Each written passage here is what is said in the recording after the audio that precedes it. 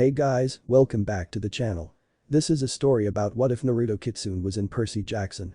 Before I start, please support for more amazing content and do consider subscribing to my channel and share this video with your friends. This is written by ACW28 and link in description and support writer. Let's start the video. With another swing of his tails, the mighty Kyuubi, a giant orange-furred nine-tailed fox, created another typhoon and released it towards the ships trying to invade the islands. Although the godlike monster was helping to defend the country, that was just a byproduct of him venting his rage. True, he may have once been described as evil, but that was when he was being a rebellious teenager. That changed when he first saw his mate. Seeing her help others made the giant fox want to be better so that he'd be deserving of her. Of course, her being a human and him a kitsune posed a problem that was quickly solved when he changed his form. Through the years they grew close to each other and he grew to love her more. It was only after the woman came to him with tears in her eyes, saying that her family had arranged a marriage for her, that he revealed his secret and that he knew of a way for her to join him for eternity. She didn't hesitate to say yes. After the transformation ritual and introducing his new bride to his adoptive parents, the two were happy for a time, until jealousy caused grief. As his wife gained more power and more tails, many lesser demons questioned why one born as a human should be more powerful than those born full demons. It wasn't until his wife gained her eighth and final tail that someone acted on this thought. Irachi, the eight-headed snake, placed a curse on his wife, saying no life will come from her womb. The kitsune thought nothing of it at first, knowing of the difficulties in having children faced by those converted into demons. It was a happy surprise to learn that his wife was pregnant, but that happiness turned to sadness when the kid was delivered stillborn. At that time the Kyuubi had managed to hold in his anger. But to rob him and his wife from a family a second time. As more wind was unleashed, the kitsune swore that if he ever saw the snake again, he'd end him. The storm continued well into the night, only calming down when the Kyuubi saw his wife approach.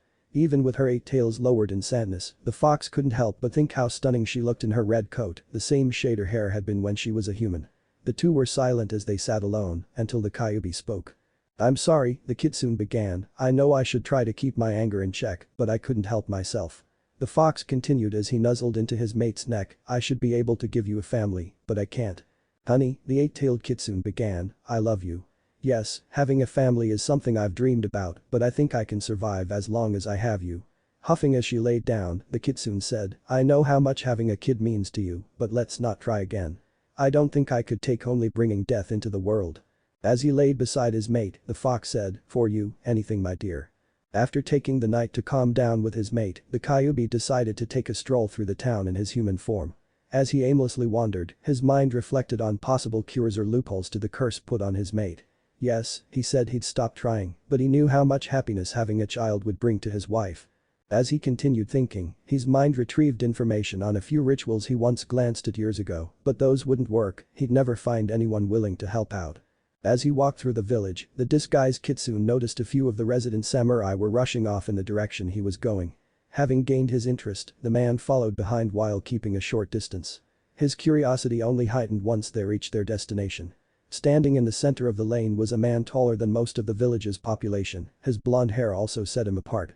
As he used a large circular shield to block a samurai's katana, the Kyuubi heard him speak in a foreign tongue. Not being able to understand the man, the kitsune shook the shoulder of the man in front of him. "Excuse me, but who is that?" If the man was bothered by the interruption, he didn't show it. "No one knows. He came on a ship that pulled into the harbor after the storm. We don't understand what he wants either, he just walked into the tea house and began eating, he didn't even take off his sandals." The man spent a brief second to collect himself after sharing such scandalous behavior. When the waitress came to try to get him to leave, he picked her up and tried to go to the back room.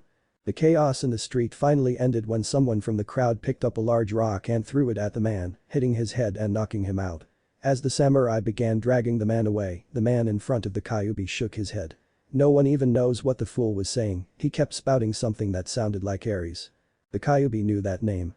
Despite never traveling out of the islands, the kitsune's adoptive mother ensured her son had a complete education, including the little information that was learned of other civilizations. If he recalled correctly, Ares is the Greek god of war. One other piece of information slipped into the kitsune's mind, although the Greeks were long gone, assimilated by another civilization, they were known for many things, one of which could help in his current predicament. Despite this, the kitsune did not let a smile appear on his face as he told the man, "Thank you for your time, sorry for the disturbance." The man only nodded his head as he watched the stranger walk away. After a bit more research into both the ritual and the various Greek deities, the Kyubi ran back to his den, where he shared his thoughts with his mate. Although skeptical, the vixen still listened to her husband's ramblings. After he was finished talking, the female kitsune asked, "Are you sure this could work?" Given the right amount of planning, yes, it is possible. The vixen slowly stood up and walked towards her mate as she spoke. "Let's say this crazy plan of yours could work. Which one of these goddesses would you recruit?" The Kyubi brought one of his hand-like paws to his chin as he thought aloud. "None of the minor ones will work, they just aren't strong enough. Hera is out, the goddess of marriage is never going to have an affair. Athena has her brain children, but that won't work for our purposes, not to mention she's a sworn virgin. The same applies to Hestia and Artemis. So I would say our best bet would be Aphrodite, she seems to sleep with just about anyone and anything." By now the vixen was standing in front of her mate. "You know how much I would like a child. If we're doing this then you need to observe the goddesses. I'm not going into this half-cocked, make sure you make the right choice." The kitsune smiled at his mate as he said, "Of course dear." The Kyubi was glad that he got his adoptive dad to teach him the crystal ball spell, even if the old man intended to use it for less than noble purposes. It took a lot concentration, but it worked for the fox's purposes. Just as he thought Hera wouldn't work, despite being married to someone with no problem starting numerous affairs, she showed no signs of participating in one herself. Athena also proved to be a dead end, the numerous children born from thoughts negated any desire she may have to help the kitsune couple. The kitsune would admit Hestia looked cute, but her true form was just too young for him. The last two proved to be the biggest shockers. The Kyubi thought it would be a slam dunk with Aphrodite. Just as he predicted, the goddess didn't seem to have any problem sleeping around, but it was her children that proved to be the deal breaker. Whiny, arrogant, slobs. And that was just her sons, the fox didn't want to imagine what her daughters are like. Artemis was a different story. Although the kitsune knew she preferred a form of a preteen girl, the crystal bowl revealed her true form, a woman in her mid-20s with raven black hair and silver eyes matching her tunic. The fox could not say how many hours he sat in front of the crystal ball as he watched the goddess, saw her determination in completing her hunt, saw her care for those under her command, saw the moon goddess's radiant smile. Soon the Kyubi felt something he'd only felt for one other person, his mate. While he still loved his vixen with his entire heart, this goddess seemed determined to have a place in it as well. As he continued observing the goddess, the kitsune wondered how he'd explain this new development to his wife. It turned out she had a better grasp on the situation than he thought. "You've fallen for her, haven't you?" the vixen asked suddenly one day. Knowing that he couldn't hide the truth from his mate, the Kyubi bowed his head and waited for his punishment as he said, "Yes, I have, but my heart has and will always belong to you as well." When he didn't feel anything, the kitsune hazarded a glance upwards to see his wife using the crystal ball to observe the goddess. "I can see why, she is beautiful." The two kitsune watched as the woman used her bow to shoot a hellhound from 75 yards away, before unsheathing a hunting knife to dispatch another monster that tried to sneak up on the woman, and quite skilled. "You're not mad?" the kitsune questioned his mate. "Honey, you know I love you," the vixen began, using one of her tails to stroke her husband's chin, "and I would never betray you, but we can only make love so many ways. After a while, it becomes a little routine. Not to mention," here the vixen shifted her attention back to the image of Artemis, the goddess removing her tunic in preparation to bathe. "I am a little curious. So what do we do now?" As a small amount of blood leaked from the Kyubi's nose, the fox began, "We have our target, now we just need to set the bait, prepare the trap, and get ready for the aftermath. This will take some time." "That's okay," the vixen replied, "you're nothing if not patient, and I've waited this long for a child, I can wait a few hundred years more." The vixen's smile took on a more seductive quality as she said, "Not to mention we can practice while we wait." As his wife said, the Kyubi was nothing if not patient. While some fool would try to kidnap the goddess or rush into the situation unprepared, the kitsune waited patiently for the opportunity to act. He saw his chance centuries later in the opening days of the conflict between the sons and legacies of Zeus, Poseidon, and Hades. While sitting outside the mansion, the fox watched as the woman talked to the god before she stood up, gave the man a kiss on the cheek, and walked into another room. The man seemed to be at ease until he sat up ramrod straight. Knowing he had seconds to act, the kitsune assumed his ethereal form. His wife kept insisting he change the name to ghost form before speeding through the walls of the mansion. Finding his target, the kitsune then skewed the woman with one of his tails, stealing her soul. His task done, the kitsune ran downwards to avoid the lightning blast. Waiting a few seconds to ensure his safety, the Kyubi returned to the surface in time to see the man commanding a fury to take the children to some river. Once the man was alone, the kitsune made his presence known. "Well, you certainly made someone angry," the man turned to glare at the fox, not surprised it was speaking, "don't you Hades? It's Lord Hades to you, you foreign pest." Hades spat with venom. Using a title implies you are stronger than me, we both know that's not the case. What do you want, Kyuubi? The fates don't like it when pantheons intermingle. Straight to the point then. The kitsune asked, fine, I'm here to offer you a deal. And what do you have that I would want? Hades was growing tired of this conversation, he needed to leave and ensure his children would be protected. In response, the Kyuubi asked, how's your wife doing? Hades' hair seemed to ignite as he said, I have already lost one love today, if you have done anything only to be interrupted when he was smacked by one of the fox's tails. She must be fading pretty fast, mortals forgetting the old tales of her reuniting loved ones in the next life, or how it was her idea to spend 6 months with you and 6 with her mother. The Kyuubi paused to look the god directly in the eyes as he said, not to mention you are one of the few who genuinely loves your spouse, this is only one of a handful of mortal affairs you ever had, and you've only chased after a few nymphs, while the rest of your family has gone after hundreds. Do you have a point to this or do you just like hearing yourself talk? Well Hades, the kitsune began as he brought the woman's soul forward, have you ever heard the phrase, the best of both worlds? The ruler of the underworld stared in shock before whispering, impossible, the lightning bolt is too powerful, her soul should have been disintegrated. And that is why I plucked it from her body the second before your brother launched his weapon. Passing the soul from one tail to the other, the Kyuubi said, you take this soul to the underworld and you confuse it with your wife, she'll be healed, and periodically this woman's personality will be in charge. You said this was a deal, just what do you want? A path to a chamber in the underworld, one where you and your family can't see what is occurring. I want one-time use of this chamber at a time of my choosing. Hades knew that what the fox was asking was a lot, he was essentially being asked to be blind in his own domain.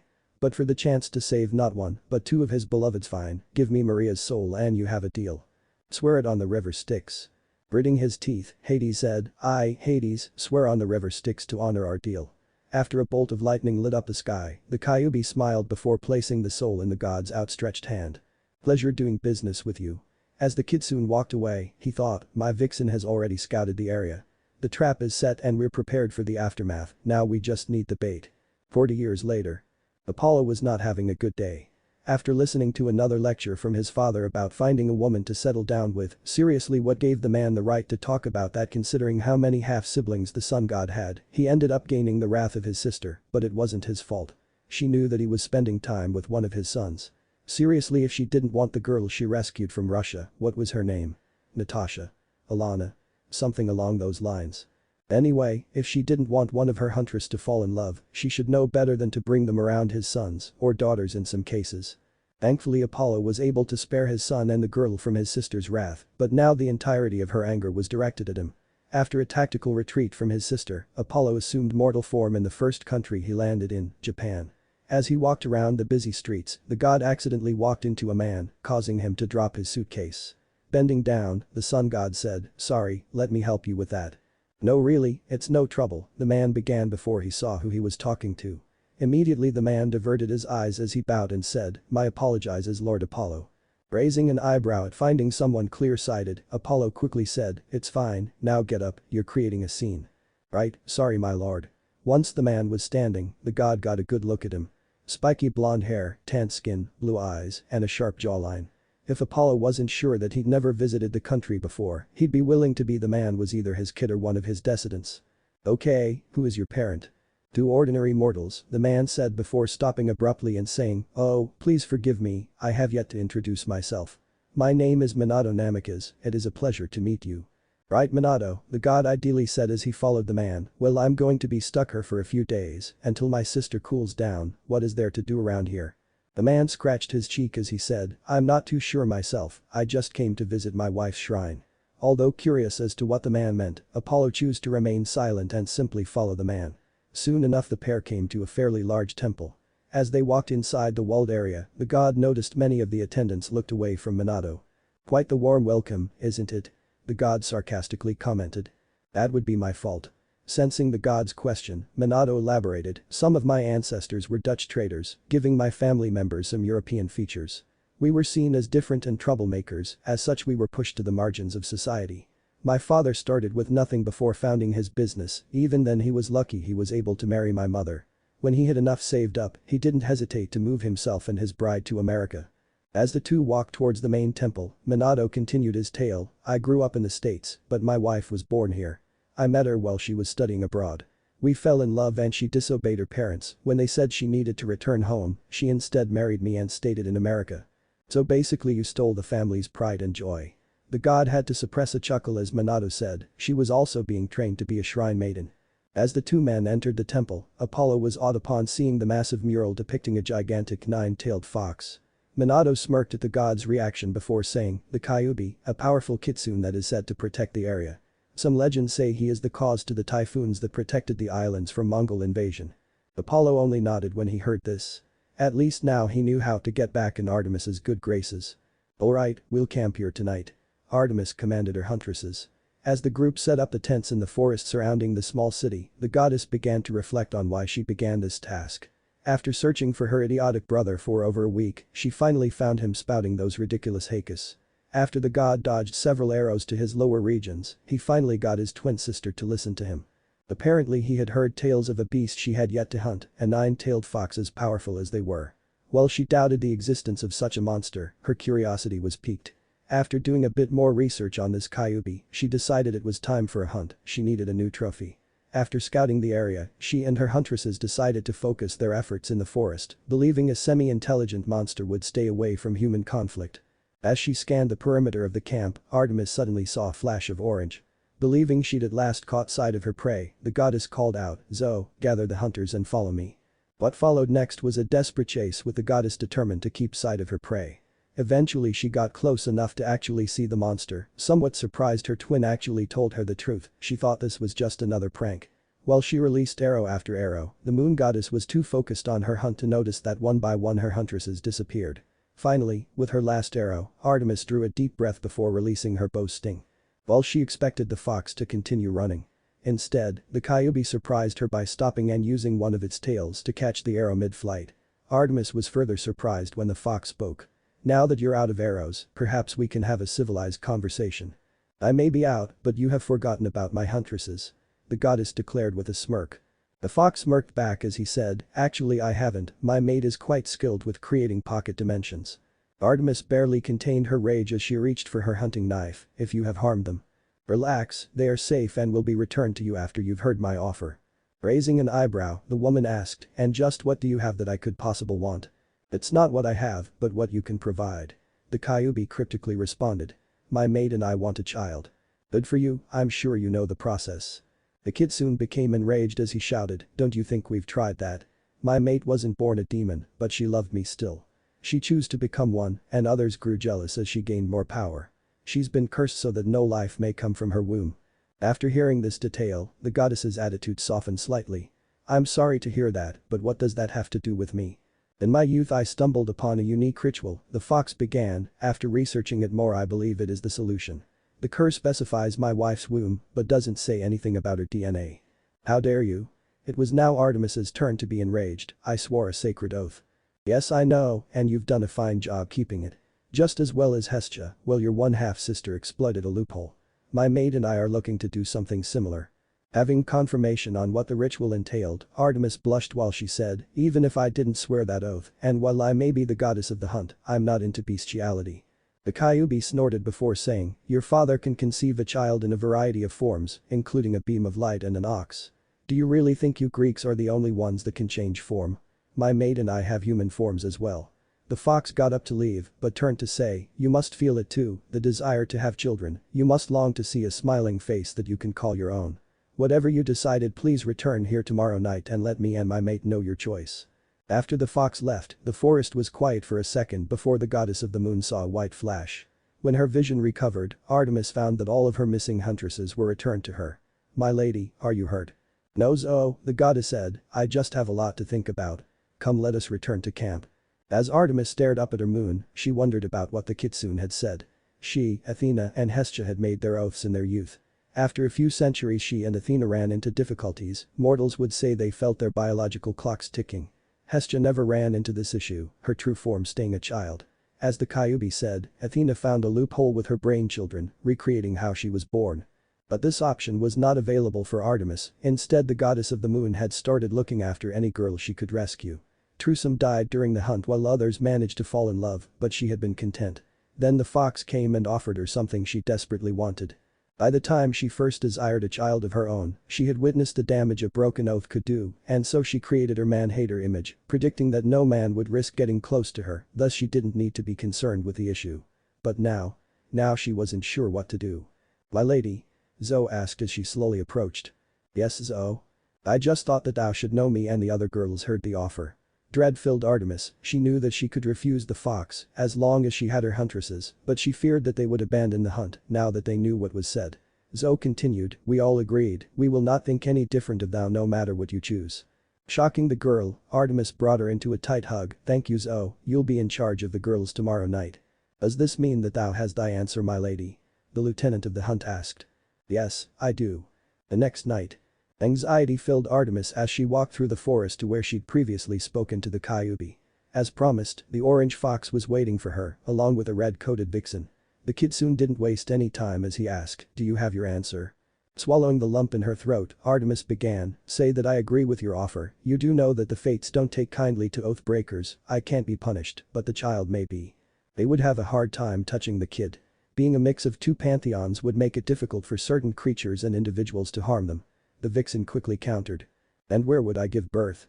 My brother would be sure to spot me. This is not the first time I have dealt with Greeks. Your uncle owes me a favor which I can cash in at any time, say 9 months from now. And what about afterwards? I highly doubt I'd give birth to a fox kid. A man recently visited my shrine," the Kyubi started to say. "He and his wife recently discovered she is infertile. Both are clear-sighted. If you conceive a human, they will raise the child until it begins shifting. We will always stay nearby to keep an eye on them." Artemis eyed before saying, "If it is a girl, she is joining my hunt when she is of age." The vixen's ears perked up as she said, "Does this mean you accept our offer?" "Although I feel I'll regret it, yes, I agree." Snapping her fingers, the goddess caused her tunic to disappear. While she stood nude, she saw that neither kitsune changed form. "Aren't you going to change?" Instead of answering, the Kyubi swung on of his tails onto the ground. When he raised the limb, he revealed a blindfold and some rope. Seeing the goddess' confusion, the vixen spoke up, "The public personas of my mate and myself are well known to quite a few individuals. It is likely at some point we'll meet again. Well, the fates may have difficulty punishing your offspring, but they will still try. The longer you remain ignorant of our identities, the safer the child will be." Artemis nodded at the logic before shifting her gaze to the ropes. The vixen scratched the back of her head before saying, "We understand the act may be a little shocking to you, we just want to make sure no one gets hurt." Carefully holding the blindfold, the goddess asked, "So how would this ritual even work?" "Basically, I'd fertilize one of my wife's eggs before taking the genetic material from my wife and depositing it with you where it will fuse with one of your eggs, effectively making each of us contribute a third of the total DNA." "So you would fuck your wife before doing the same to me?" Artemis questioned. "In basic terms, yes." Seeing how the goddess continued to hold the blindfold in her hands, the Kyubi continued. "This is your last chance to back out. Once you put that blindfold on, there is no going back. Let's just get this over with." The moon goddess said as she slid the blindfold on before feeling her arms and legs restrained. "Oh, don't worry," the Kyubi began before his voice shifted, becoming higher pitched. "I'll make sure you find pleasure in this." The beast didn't lie. As the sun was rising, Artemis lay still before sliding off the blindfold and looking for her tunic before remembering she could summon a new one. As she walked around, she saw that her companions from the previous night had already shifted back to their monstrous form. Upon seeing that the goddess was up, the two kitsune asked if she needed anything. "No, I'm good," the goddess said before asking, "So what now?" "Now we wait," the Kyubi responded before using his tail to write a set of coordinates in the dirt. "In 9 months, come to this place, you'll find a cave with me and my mate waiting, then we'll see what happens." Artemis nodded before wishing the two kitsune luck and departing back to her camp. Artemis continued in her duties for as long as she was able. Once she could not hide her pregnancy any longer, she had Zoe fly her chariot and sent a message to her father, saying that she was hunting some very elusive prey and needed to do so on her own. Finally 9 months had passed, and as instructed, Artemis made her way to the cave, unsurprised to find the two kitsune waiting for her with a hospital bed. After getting the goddess settled in, it was only a matter of waiting, which didn't take long. After 6 hours of labor, Artemis finally birthed her child. Although slightly disappointed it was a boy, she still smiled when she saw his blonde tufts of hair and a glimpse of his ocean blue eyes. She did laugh a little at his whisker-like birthmarks. It was a shame the mist would prevent mortals from seeing them. As she held her son, Artemis asked the two kitsune, "What is his name?" The two foxes looked at one another before the Kyubi spoke. "We were thinking of naming him Naruto." Naruto, Artemis repeated the odd name, seeing her son give the briefest of smiles. Well, he seems to like it. Seeing the goddess's smile at holding her son, the two kitsune nodded before the vixen spoke. We'll leave you alone with him for as long as you need. When you are ready, you'll find the address of the couple we selected to raise him up near the entrance. Artemis nodded at her words as she rocked her boy to sleep. After spending a few hours holding her son and letting her body burn off the accumulated pregnancy weight, Artemis decided it was time to meet her son's foster parents. After quickly changing into a black blouse, a silver jacket, and gray jeans, the goddess picked up her sleeping son before journeying upward. As the vixen had said, there was a note with an address somewhere in San Francisco. The moon goddess supposed it'd be easier for the two kitsune to conceal themselves among other monsters. After a quick trip in her carriage, Artemis slowly walked up the steps before knocking on the front door. A moment later it opened to reveal a woman with long red hair, violet eyes, and wearing a green dress. Quickly bowing, the woman said, "Welcome Lady Artemis." The woman looked at Naruto with a brief glance upwards and asked, "Is he the one the Kyuubi and his mate spoke of?" Nodding, Artemis said, "He is, may I come inside?" "Of course." Stepping aside, the woman eagerly showed the woman to the living room, where a blonde-haired, blue-eyed man was waiting. Standing, the man bowed to Artemis before saying, "Welcome to our home Lady Artemis. You've already met my wife Kushina, my name is Minato Namikaze." "Come on mom." A 7-year-old Naruto Namikaze said as he dragged Kushina towards the park. The redhead only chuckled as she allowed herself to move faster. The almost physical need to constantly keep moving was just one of the quirks her son had, such as him constantly wearing at least some orange. Again the thought of having the boy tested for ADHD crossed her mind. Artemis had told both her and Minato that the disorder often affected demigods, along with dyslexia. Although Naruto was positive for dyslexia, Minato still felt that Naruto was just a kid with too much energy, citing how he was able to hyper-focus on any subject that caught his interest and always seemed to be learning something new. Finally the pair reached their destination, a small park a couple of blocks away from their home. As she watched her son run off towards the jungle gym, Kushina made her way to one of the benches to keep an eye on her son. She was only half surprised to hear a voice ask, "Everything going alright?" Turning her head to the side, Kushina saw a woman with midnight black hair and silver eyes. Unlike what many Olympians did with their demigods, Artemis had stayed active in Naruto's life. Perhaps it was because he was her first child she'd birthed, or maybe it was the events surrounding his conception. Either way, Minato and Kushina were glad the goddess was so involved in Naruto's upbringing. The boy himself thought it was cool how his aunt had the same name as one of the goddess from the Greek myths he loved to hear so much. That brought about another point. Naruto still didn't know that Artemis is his birth mother. The couple knew it'd be difficult to explain who Artemis really was, much less that the Greek myths are actual real, and that's not even getting started on the whole Kyuubi situation. However, all of that was forgotten when Artemis asked, "So how has he been?" Kushina smiled as she said, "Wonderful. He's getting good grades in school and has torn through every book we've given him. He's also constantly building something with his Legos before tearing it down to build something bigger." The goddess smiled at that. "If I didn't know any better I'd say he was one of Athena's." Artemis then turned away slightly before asking, "And how has Minato been doing?" This simple question threw Kushina for a loop. Sure, the two had talked whenever Artemis visited the house, but it was more so that the goddess was neutral towards him. Being the first time in 7 years she'd heard the question, Kushina turned to her friend, noticing a slight color to her cheeks. After finding her voice, Kushina said, "He's doing fine, working another case for the department, but refuses to bring his work home with him, saying he doesn't want his professional and personal lives mixing." Feeling bold, Kushina nudged Artemis with her elbow and asked, "I don't have to worry about you stealing my man, do I?" "No, no, no." Artemis quickly said as she waved her hands. After regaining her composure, the moon goddess said, "It's just that he's one of the few people I can be around where I don't have to be Artemis the man-hater. I've visited a few times to help with Naruto when you had PTA meetings. We talked for a while after Naruto went to bed, and from there things just grew." Looking straight into Kushina's eyes, Artemis said, "I don't know what to do with these feelings, but I promise you I am not trying to take Minato from you." "It's fine, I understand," Kushina quickly said. Seeing the goddess relax, the woman decided to have a little more fun. "Although if you really wanted to, I'm sure the three of us can come to some sort of agreement." The redhead couldn't help but laugh as the goddess's jaw dropped. Before the goddess could respond, the two heard a child shriek, followed by an older boy running away while covering a black eye, and was she imagining the bit of electricity jumping off his hair? "Ah, a mother's work is never done," Kushina commented as she got up to find out what Naruto had done this time. What she found was her son, along with a girl with black hair and electric blue eyes, helping a younger black boy with brown hair stand back up. "Naruto, do you want to tell me what happened? And who are your new friends?" Hoping he wasn't in trouble, Naruto quickly said, "I was playing with Thalia when we saw that bully shoving Carter to the ground. We tried to asking him to stop, but he wouldn't listen, so I punched his face." Seeing the look his mother was giving him, Naruto quickly added, "Thalia hit him too." "Ordinarily violence is not the answer," a new voice said as the group turned to see a woman with long blonde hair and blue eyes. As the woman struggled with a baby girl wiggling in her arms, she bent down to hug Carter, "But I still must thank you for helping me, son." Before she could stop herself, Kushina questioned aloud, "He's your son?" The woman seemed to be used to the question, but still glared at the redhead and answered, "Yes he is, do you have an issue with that?"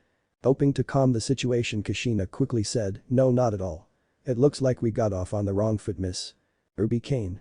"As in the anthropologists?" Kushina quickly asked. Now it was Ruby's turn to be surprised. "Yes, although I'm afraid it's been some time since I've lectured at the university. We really must have you and your family over for dinner sometime," Kushina stated before adding, "I would love to hear your latest research on ancient DNA, and I'm sure my husband wouldn't miss the chance to discuss with your husband the similarities between Greco-Roman and Egyptian myths." Although slight, Kushina still could see the other woman tense when she heard the word myth. "That sounds grand. It'll also give Carter a chance to get to know his new friend better. We'll have to discuss the details later, miss. Kushina Namikaze, and this is my son Naruto." Ruby nodded at that and after her and Carter said goodbye, walked away into the crowd. During the entire conversation, Naruto and Thalia had calmly stood and waited until the adults were done talking. Kushina was about to ask the girl how she met Naruto, only to hear someone calling the girl's name. On the other side of the playground stood a blonde, blue-eyed woman with a baby in her arms. "That's my mom," Thalia quickly stated before giving Naruto a brief hug and saying, "Bye Whiskers." As the girl ran off, Kushina nudged Naruto towards Artemis, who he greeted with a hug. As she watched the two, Kushina's thoughts raced, that girl was able to see through the mist, must be a demigod, but Greek or Roman. She then turned her head back in the direction the girl had ran, noticing her walking in front of the woman, as well as a man with black hair as well as another woman. "Well, that's certainly interesting." Artemis took a deep breath to relax her nerves. It had been a little over a year since Naruto had met Thalia and Carter and had remained good friends with the children. Minato and Kushina also got along with the Kanes, although the Namikazes along with the goddess were shocked to learn they knew about the Greek gods and were actually magicians who still followed the Egyptian gods. As for Thalia's mother, Beryl Grace, after the initial meeting, no one really got along with her as the woman was self-absorbed and openly talked of how she planned on getting a trip to Olympus and remaining eternally beautiful, even if it meant leaving her children behind. The goddess shook those thoughts from her head as she focused on the present issue. She, Kushina, and Minato had decided to tell Naruto the entire truth of his birth tonight, which happened to be on his 8th birthday. Finally feeling relaxed enough, Artemis grabbed her son's gift from the place she'd hidden it in her temple and was getting ready to leave Olympus, only to be stopped by her twin. "Dear sister, I feel as if I never see you again," Apollo shouted. "That would be because I'm usually with my huntresses and I don't need you to attempt to seduce any more of them," Artemis coldly replied. "Oh, younger sister, you wound me." Apollo exaggerated a stumble, earning laughter from a few nearby nymphs. Before the moon goddess could remain her brother she was born first, he said something that chilled her to the bone. "You've changed a lot." After a quick glance at her form, the sun god continued, "I never see you in your younger form, and it seems you've been favoring an adult one for the past few years." "What can I say, I felt it was time for a change," Artemis quickly defended. Apollo never lost his smile as he looked down on her. Gods, how Artemis hated how he was constantly taller than her. "Being the god of truth means I know when you're lying. Go ahead and try to keep your secret, sweet sister, but you know I'll find out the truth eventually." Although she didn't show it, Artemis was slightly worried about her brother's promise. Nevertheless, the goddess didn't let it affect her as she left Olympus and quickly traveled to San Francisco. Arriving at the Namikaze residence, the moon goddess was almost pushed down due to the crash hug she got from the birthday boy, who kept asking what she got him. After laughing at the boy's antics, Artemis promised he'd get his gift later before moving inside to greet Kushina and Minato. The party was a small affair, just her, Naruto, and his parents. After blowing out the candles and eating the cake and seeing it was growing dark outside, the three adults knew they couldn't delay the conversation any longer. After getting Naruto into the living room, Artemis began. "Naruto, you know all those Greek myths you always read?" "Yeah, I still think it's awesome you were named after the moon goddess," Naruto answered, not seeing where this was going. "What if I told you I wasn't named after her, but that I am her?" Seeing the disbelief in the boy's eyes, the goddess allowed a bit of her power to leak out, causing her form to glow in a silver light. Naruto stared wide-eyed before declaring, "This is awesome." Artemis just continued to smile before saying, "Now you know how there aren't any stories about me having children." Still bouncing with excitement from the latest revelation, Naruto just nodded his head. Well, that isn't exactly true. For the next half hour the goddess explained the circumstances in which she'd meet the kitsune, how she'd agreed to their plan, and how he came to be with an amicus. The boy sat in silence, his earlier excitement gone. As he stared at the floor the three adults barely heard him mutter, "So I'm a monster." Artemis was quick to stop that line of thinking. "No, you're not." Naruto opened his mouth to retort, but the goddess didn't give him a chance to speak. "I've hunted many stray cyclops, but I've also met many noble cyclops working in my uncle's forge. Biologically you may be a fox, but it's your actions that define whether or not you're a monster." Hearing those words seemed to calm the boy down, but then he had another question, "So if I'm 2/3 kitsune, how come I don't have a fur coat?" It was Minato's turn to answer the question. "From what your mother, that is Kushina, and I could figure out, it's because you're not powerful enough to shapeshift. Kitsunes are born in their fox form but need to gain power before they can shapeshift. Due to your abnormal birth, you need to wait a few more years until you have that power. But then we have another problem," Kushina spoke up now that you know about everything your scent will become more potent. Well, your scent won't be as strong as a child's of the big three, and your kitsune parts may help cover it up, you're still going to attract a few monsters. "I think I have the solution to that," Artemis declared as she passed her son his birthday gift. The boy excitedly unwrapped the small box before pulling out a sheathed bowie knife with a ring on the underside of the crossguard on the far side of the handle. At his mother's urging, Naruto pulled some of the blade out of the sheath, revealing the blade to be made of silver. "Enchanted silver, just like my knife and arrowheads. Of course yours has an extra surprise that I'll teach you how to use properly." Before Artemis could continue, Naruto hugged her as he said, "Thanks mom." The goddess just smiled as she returned the hug. As she knelt down next to the boy, she was able to catch sight of Minato and Kushina. Surprisingly neither one seemed upset with Naruto had called her, both only continued to smile at the scene. The rest of the night was spent teaching Naruto the basics of using his knife, Artemis deciding to save his weapon surprise for another day. As the boy began to tire, Kushina began to get the boy ready for bed while informing him he wasn't allowed to tell his friends about what he learned and that he was forbidden from showing off his knife. As Kushina carried the boy upstairs, Artemis walked over to Minato. "We have another problem," the goddess abruptly said, "my brother knows I'm hiding something and he isn't likely to let it go." "That could be a problem," Minato admitted as he rubbed his chin before asking, "What if he had a distraction?" "That could work, but you'll need something spectacular to distract Apollo." "I think I know just the thing," Minato stated before adding, "I just hope that Julius won't be too angry with me. I never did like the night," Apollo mused to himself as he wandered the streets of London. The night was never Apollo's favorite time. Sure, it was the time of day when he usually was on the prowl for his new lovers, but as the sun god the night sky just had a way of putting him on edge. Maybe it was because he felt his sister's eyes watching him during each seduction, who knew? Whatever the case, the god had put his chariot on autopilot and shook off his heebie-jeebies as he found the pub his friend set to meet at, who he quickly found due to his distinctive hair. "Minato, how have you been?" Apollo questioned as he walked forward. After meeting in Japan the two had kept in relative contact. While the sun god didn't visit every day, he had stopped by Minato's home occasionally and had met his son. The god even made a pass at the blonde's lovely wife, but one hit with the dreaded frying pan and ladle combo was enough for Apollo to get the message. "Ah Apollo, nice to see you once more." Minato then indicated a tall bald black man that sat next to him, nursing a bottle of beer. "This is my friend Julius Kane." Julius just nodded to the god before going back to his drink. Minato's voice took a serious tone as he said, "You'll have to forgive him, he just lost his wife in a terrible accident tonight." "My condolences," the sun god quickly offered before turning back to Minato and snatching the new bottle from the man's hand. "Now what is it that you called me here for?" Minato gave a small smile before pointing to the back corner of the pub where a woman in a business suit sat alone.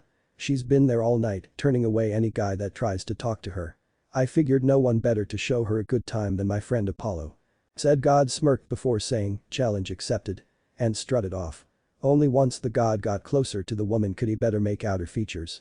She appeared to have black hair and her skin had a dark tinge to it. For some reason Apollo thought she may be of Egyptian descent. As he took the unoccupied seat, the god introduced himself. "Hi there, I'm Anthony, and who might you be?" The woman was unamused at the introduction. As she glared at Apollo with her amber eyes, which the god felt himself becoming enticed by, she said, "Look, I'm going to tell you what I've already told everyone else.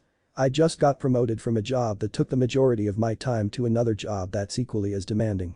I only have this one night to enjoy myself, so please, kindly leave me alone." The woman finished her statement by taking a gulp from her pint glass, her third if the empty ones on the table were any indication. Apollo was unfazed at the woman's words as he grabbed a napkin and a pen from his pocket. "If you're looking for a good time, I can show you one. This is the last I'll bother you. If you say no, I'll get up and walk away. Right now I'm going write down a number that I'm sure will change your mind."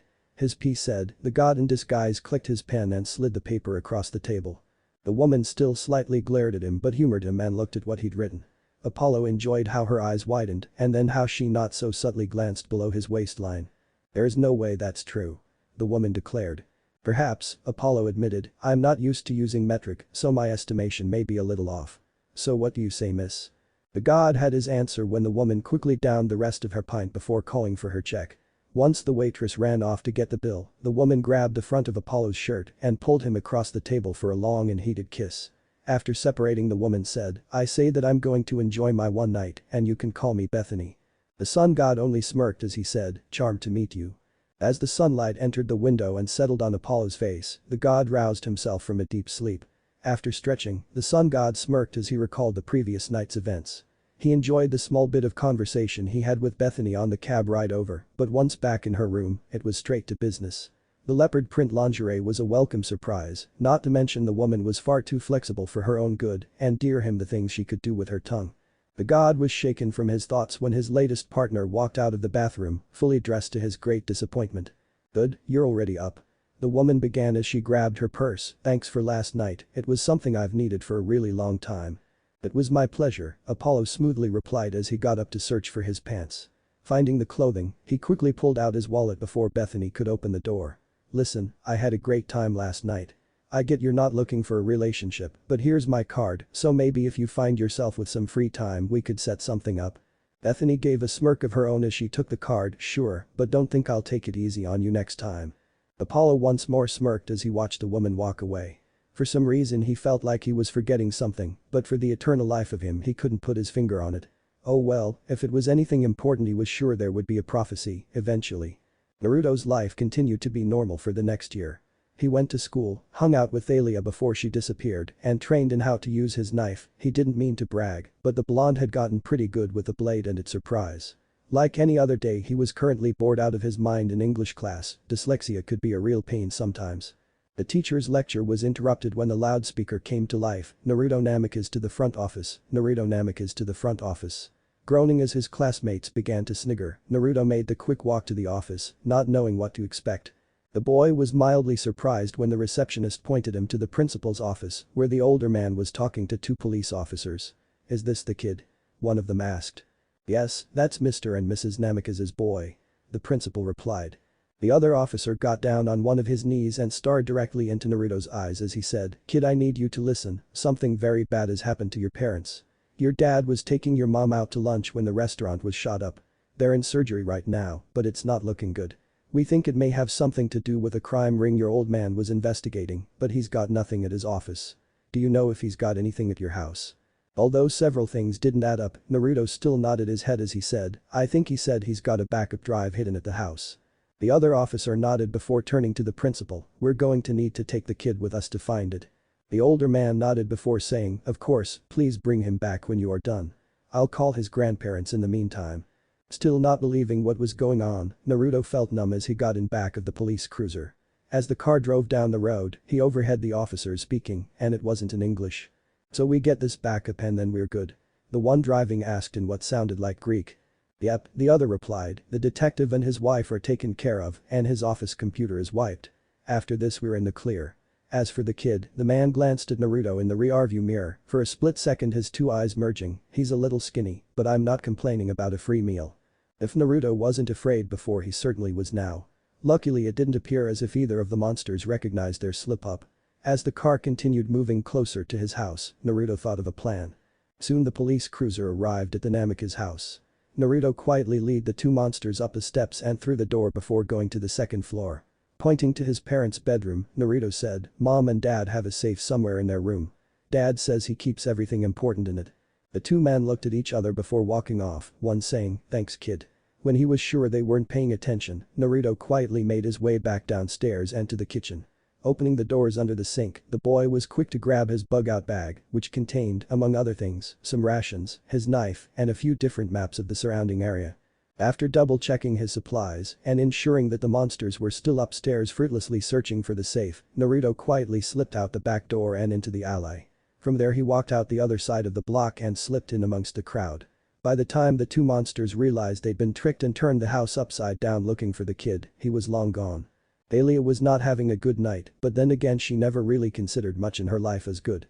Her mother treated her like a parasite since birth, getting drunk and trying to forget about her daughter more often than not. Then of course it turns out her dad is Zeus, as in king of the Greek gods, but he broke some oath which caused untold misfortune to follow his daughter. She supposed there once were two good things in her young life, her best friend Naruto Namikaze, who she nicknamed Whiskers due to his unique birthmarks that only she could see, and her little brother Jason. By some miracle Beryl Grace cleaned up her act and Zeus came back, even had another kid, but much like everything her mother ruined it. The woman went back to her spoiled drunken ways and drove Zeus away once more. Really Thalia should have left then, but she loved her little brother too much to leave him with that woman, that was until she was 9. The girl wasn't sure how, but Beryl had abandoned Jason in one of the parks. In turn Thalia abandoned her mother. She went back to the park to try and find Jason, hoping maybe the Namikazes would take her in, but she couldn't find her brother. The area holding too many bad memories for her, Thalia ran east, hoping to find a better life. So far, she hadn't found that.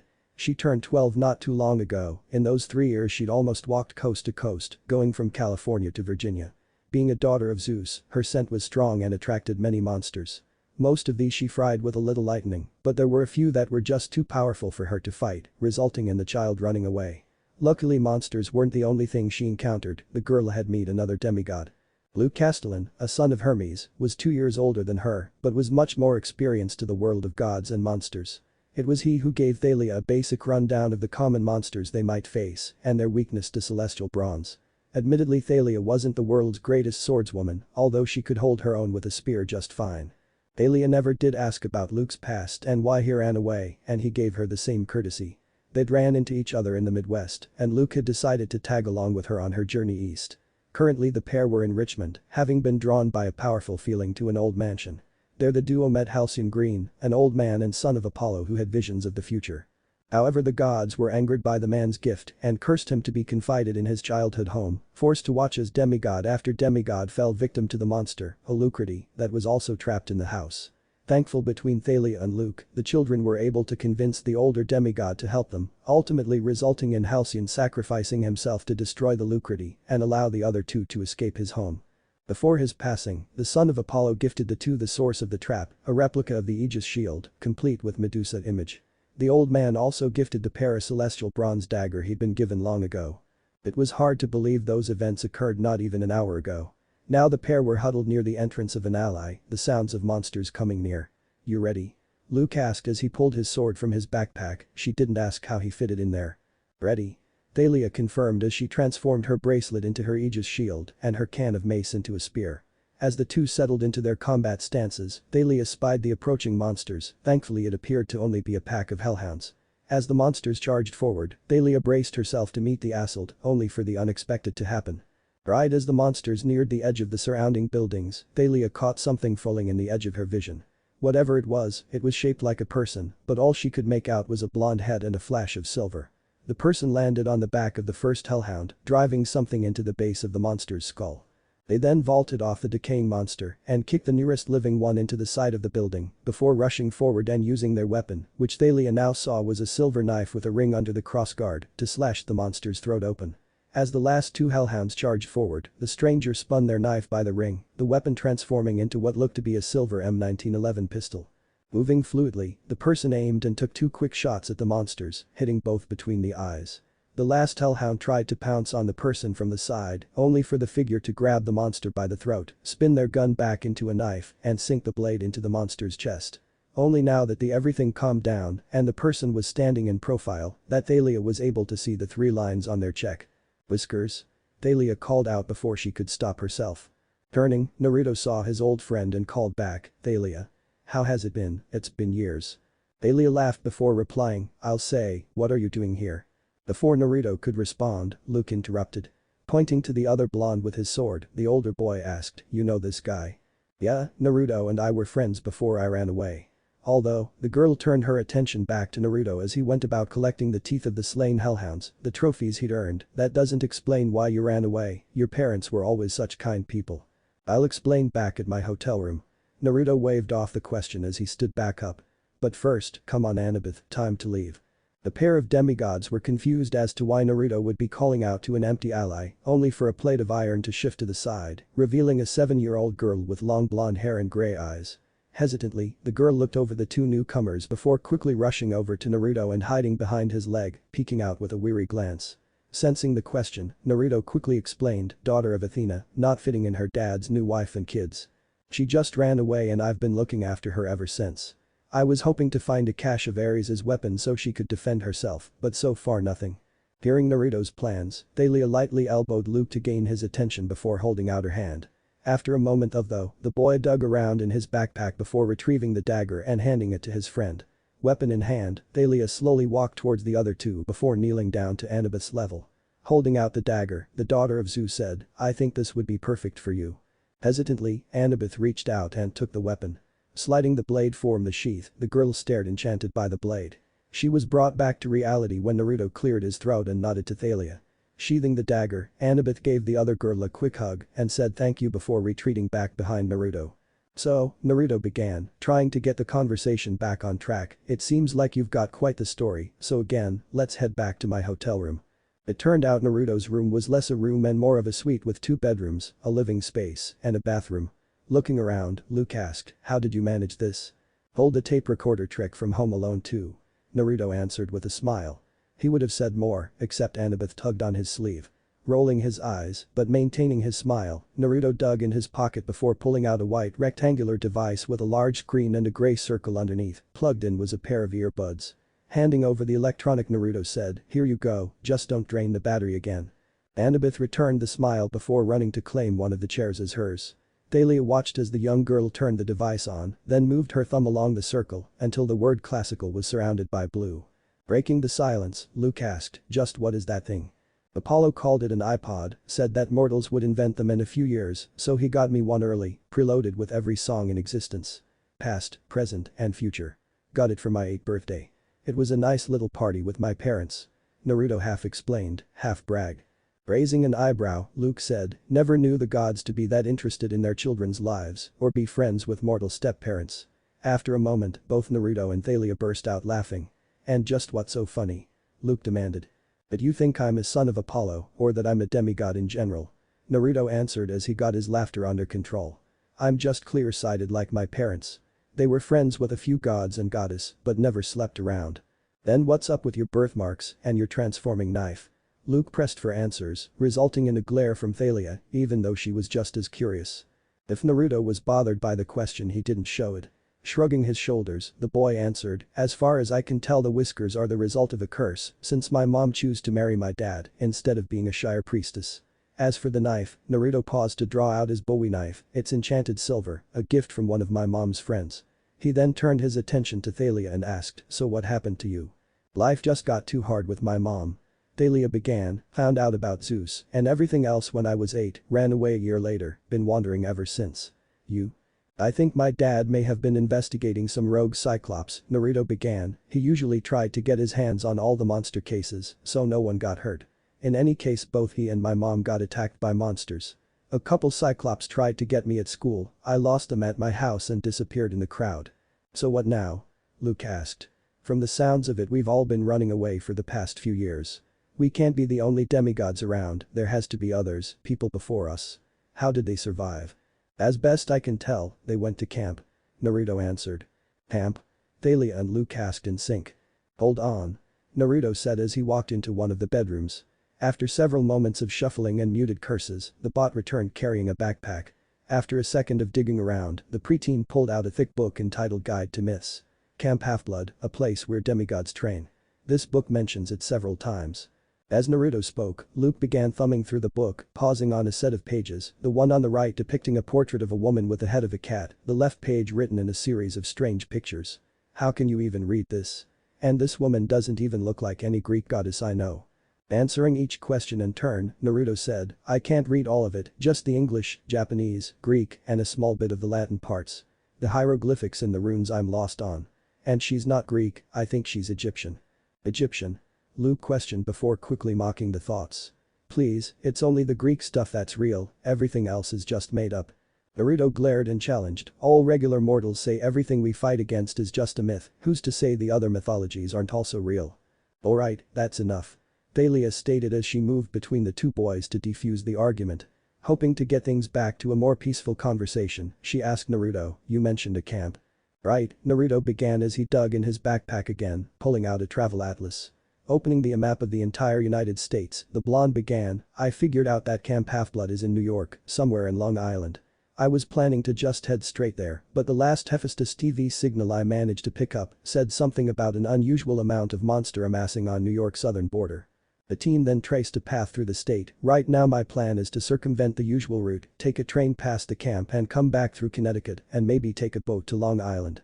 I don't think my uncle would be too kind to me being on the water. Thalia spoke up, only for her concern to be waved off. From what I read, Poseidon is pretty mellow about everything, plus I'm guessing if Zeus broke the oath he wouldn't be the only one. Poseidon is just a bit more careful of covering his tracks. Naruto stated.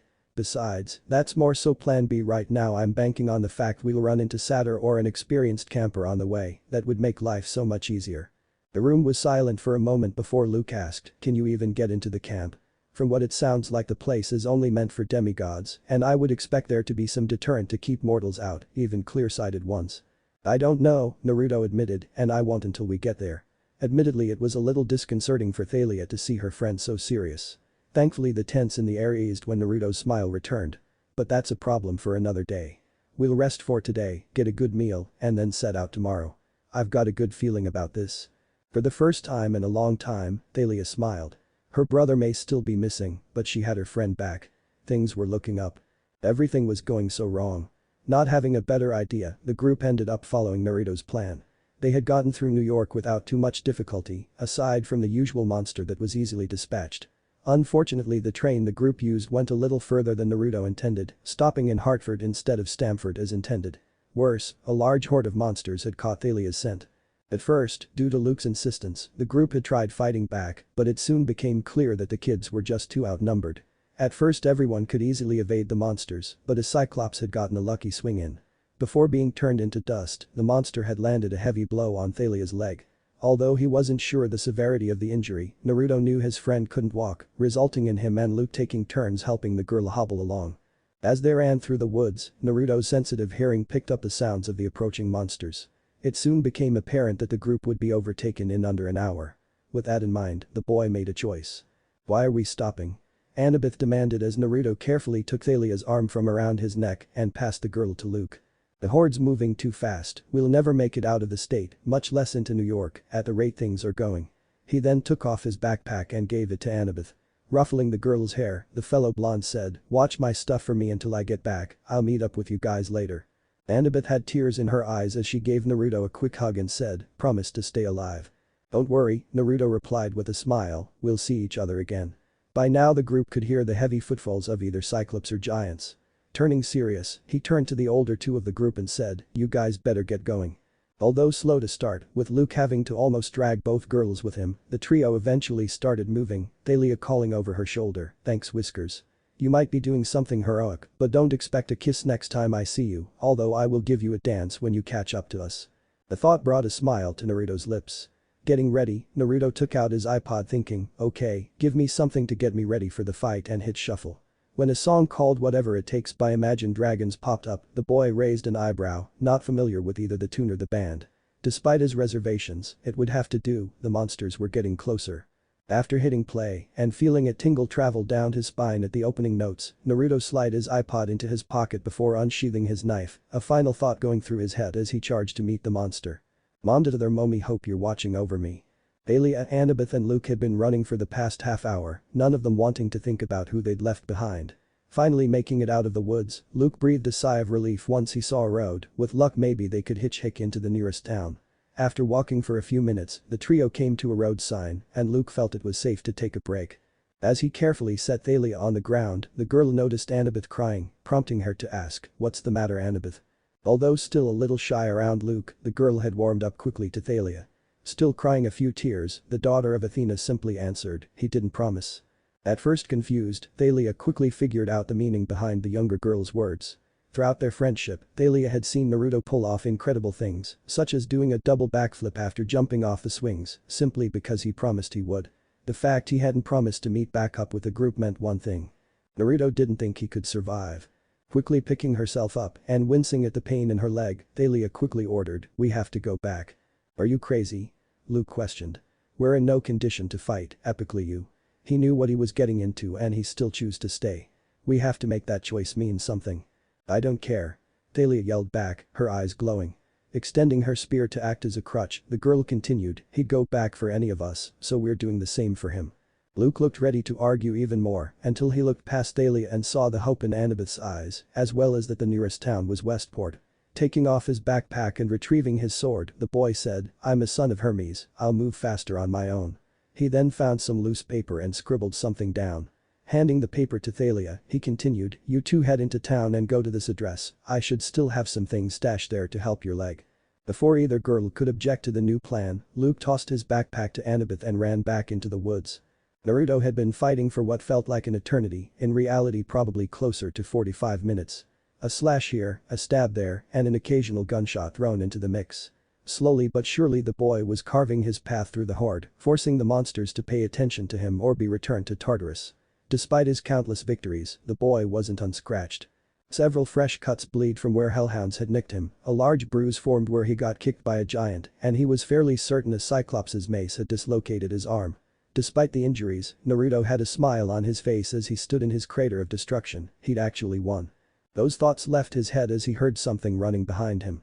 Acting quickly, Naruto turned on his heel and struck out with his knife, only for Luke to parry the blow away. "Easy, same side." The older blonde yelled. "Sorry, you surprised me." Naruto simply stated as he began looking around for his iPod, the device having been knocked out of his pocket at some point during the fight. As he surveyed the damage Naruto had caused, Luke could barely believe his eyes. No mortal, even clear-sighted, should be able to vanquish so many monsters, few trained demigods could accomplish such a thing either. That left one last option. Walking up to the other boy, Luke asked, "You did all this?" "Yeah, let me tell you it wasn't." Naruto's reply was cut short as he felt a very intense, stabbing pain in his gut. Looking down, the blonde saw a blade of a celestial bronze sword sticking out of his stomach before Luke pulled his blade back out.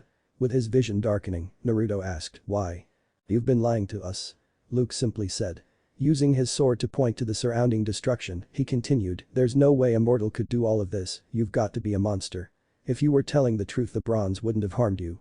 Luke had obviously convinced himself of his truth. Rather than waste breath trying to tell Luke he was wrong, Naruto managed to rasp out, "Once they learn what you've done to me, Thalia and Annabeth will abandon you." "Not if I tell them you gave your life to save mine," Luke stated. Naruto didn't respond, he was already gone. Luke was about to walk away when his foot brushed against something. Bending down, Luke found Naruto's iPod. Smiling, he pocketed the music player, a detail to cement his story. Once more the son of Hermes began running. If he had turned back he would have seen Naruto's body be engulfed in blue flames. The past week had sucked. Thalia thought she'd be able to reconnect with her old friend, only for him to sacrifice himself saving them. It wasn't until the group had left Luke's home that she and Annabeth had learned what happened. Thalia didn't want to believe Luke until he handed her Naruto's iPod. Knowing no other human would have such a device, Thalia was forced to face the truth.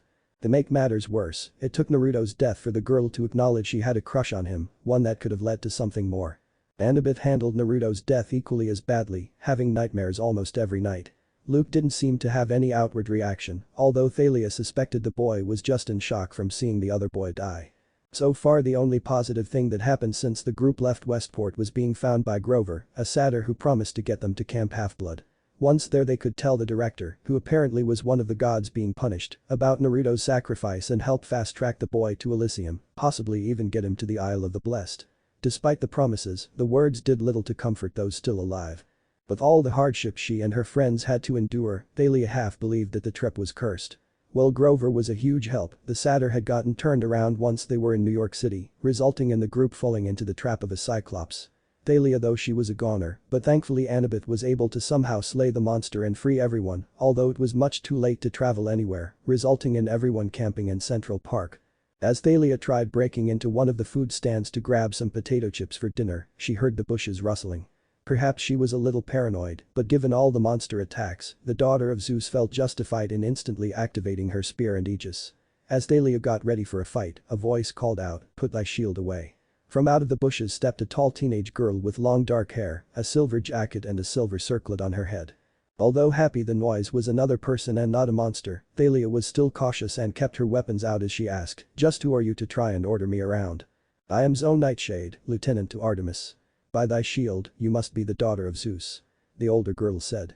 Without waiting for a response, Zoe pulled out a whistle and blew into it, producing a shrill noise. Nodding in satisfaction, the huntress turned back to Thalia and ordered, "Take me to the rest of your party." Not having much choice, Thalia leads Zoe back to Annabeth, Grover and Luke, confident if a fight broke out the group could take the older girl. However, upon arrival, Thalia was disheartened to see that her small group had already been surrounded by about 15 identity-dressed girls. While the girls seemed to ignore the others, Annabeth looked on in interest, Grover with a love-struck expression, and Luke with a glare. Before Thalia could question what was going on, a new figure appeared from out of seemingly nowhere. The woman also wore a silver jacket, which matched her eyes and contrasted with her black hair. "So, you're my new half-sister," the woman stated simply. Not immediately recognizing which goddess this was, Thalia raised a challenging eyebrow and asked, "And you are?"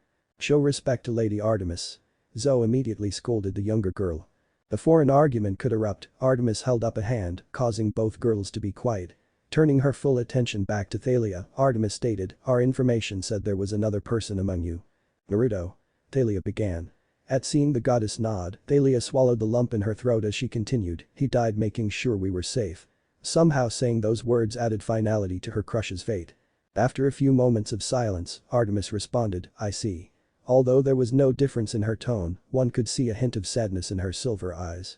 "Zoe, I need to hunt tonight. Set up camp with the rest of the girls, have the boy and the satyr on the outskirts." "Hey, those are my friends. You can't just split us up like that," Thalia immediately challenged. "Will I relax?" Zoe spoke up, "Unlike some we don't abandon our." "Zoe, enough," Artemis softly but sternly ordered. "Not tonight, just get everyone to bed." With that Artemis walked into the surrounding trees, disappearing into the wilderness. The lieutenant fell silent, following her lady's orders. Thalia was about to walk back to her group when she noticed a huntress cutting a low-hanging branch with a silver knife. "Is that enchanted silver?" Thalia asked.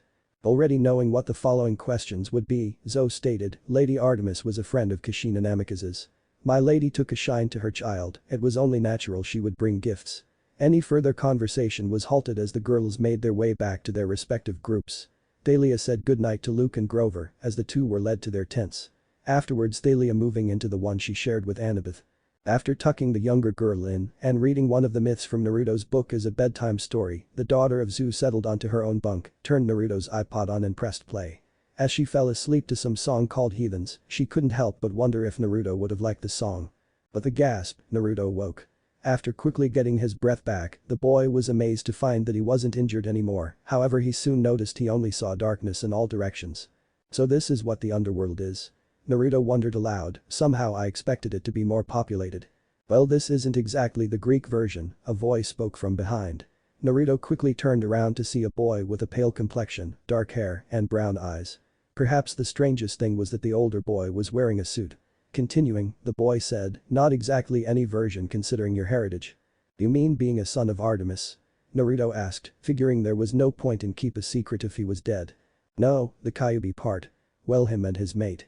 Face it, Naruto, you're mostly a monster, death isn't as final for you as others," the teen stated. Although happy he might be able to get back to his friends, the other boy's words set Naruto on edge. "How do you even know about that? How do you know my name? I don't recognize you as anything related to Shinto." "Perhaps I should have introduced myself." The teen said, "I'm Anubis, Egyptian god of burials and funeral practices, keeper of the feather of truth." Naruto finished, now recognizing one of the few Egyptian gods the general public knew about. "So what's that got to do with me? And why do you know so much?" In short, Anubis began, "Your dad feared that someone would find out your secret. Luckily, as I said before, death isn't so permanent for you, and this is actually a chance for you to grow stronger." Almost none of this made sense to Naruto, so the son of Artemis latched onto the one piece of the story he understood. "So what was the deal my father gave you?" "For knowledge of a ritual that will help me out later in life," the funeral god began, "I'm to teach you how to tap into your inner animal and do something like this." Naruto blinked as the teen glowed, in the space of a second the boy was replaced by a jackal. Now, we have a lot to learn and not a lot of time. The jackal stated, so let's get started. It was official, Thalia was sick of monsters. After spending the night with the huntresses, the group were given some rations and pointed in the right direction. It would have been helpful if Artemis's group could have served as an escort to the camp, but apparently that violated some ancient law about interfering with a quest. Needless to say, the group were almost immediately set upon by monsters. Learning from their previous mistake, the group didn't stop to fight, instead they just ran. If there was one saving grace, it was that the monsters were only hellhounds. Granted, it was an unreal number of hellhounds, but at least it wasn't another group of cyclops. Come on. Grover urged, just over the hill, and then it's a straight shot to camp. That certainly motivated the group. Once she crested the hill, Thalia almost laughed at the sight.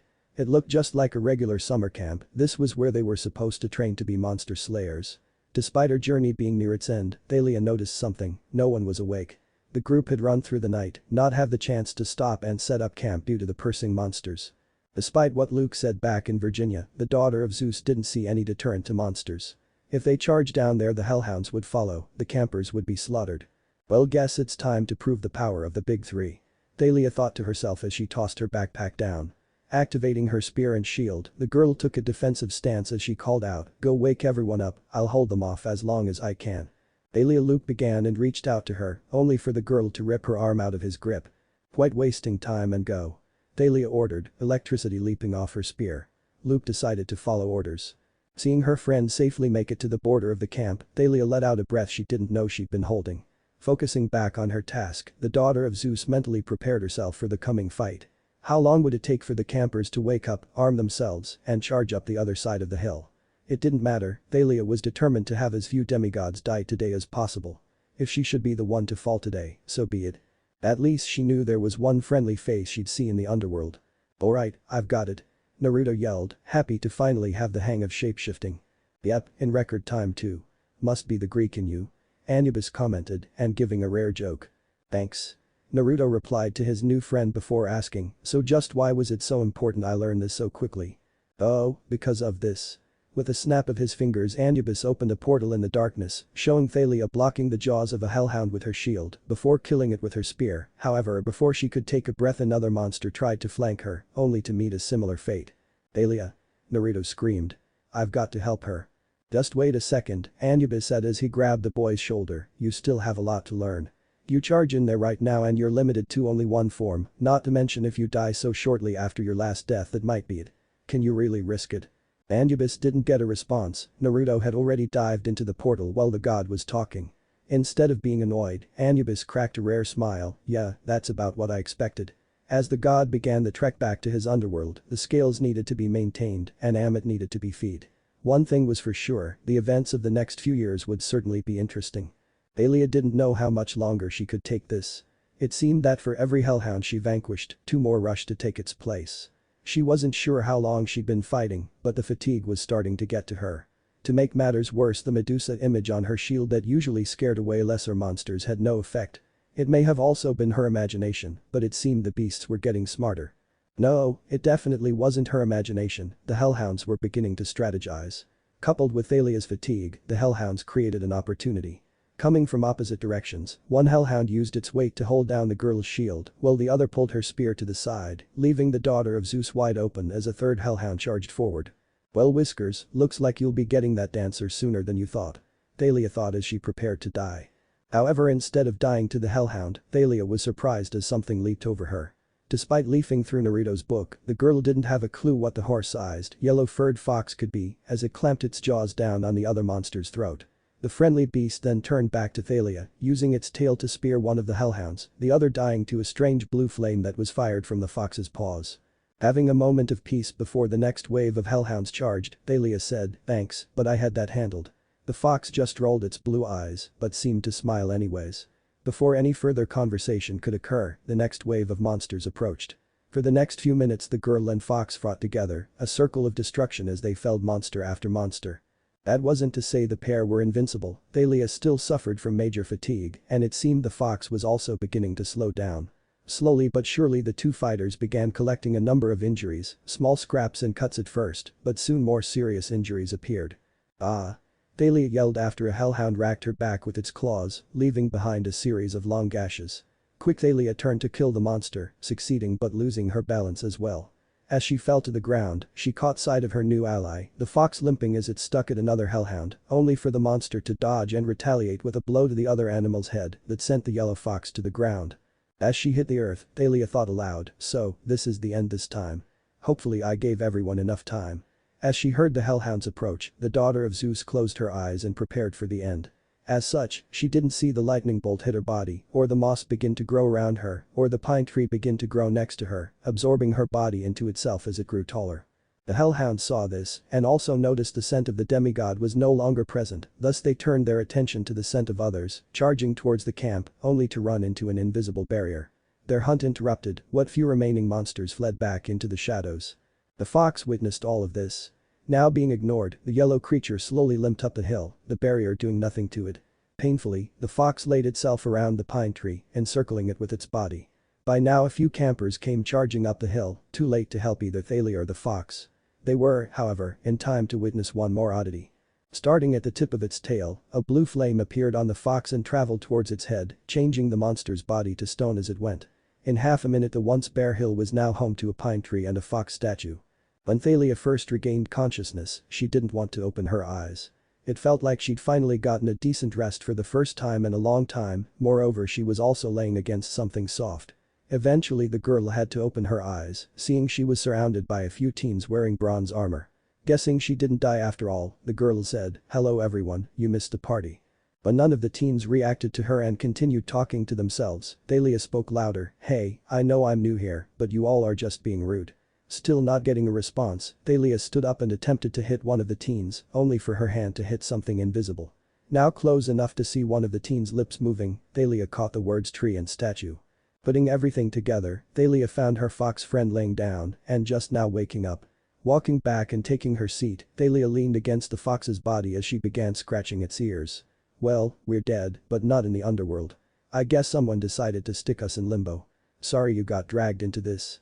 The fox didn't seem to mind too much, given the soft purr coming from the beast's throat. Giving a slight smile, Thalia reached into her pocket, pulling out Naruto's iPod. "Well, we might be stuck here for an eternity, but at least we have some good music." "Yes, I'll be stateside by tomorrow," Apollo said into his cell phone before hanging up and putting it away and turning his attention back to his date. Even if he'd seen other people, the sun god maintained a good relationship with Bethany, often being the one to answer her calls instead of the usual order. He was sure the woman enjoyed herself every time he visited, which was why they were currently eating at a 5-star restaurant. Despite usually leaving their personal lives separate, the woman asked everything alright. Those last few minutes sounded pretty heated. Apollo waved off the question, "Just the usual family drama, my dad is upset with one of my uncles, while the other is trying to play peacekeeper.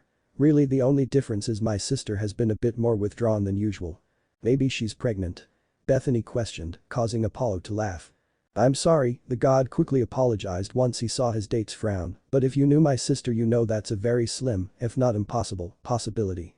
But enough of my family drama, what was it you wanted to talk to me about? It's a little early for another one of our meetups, not that I'm complaining."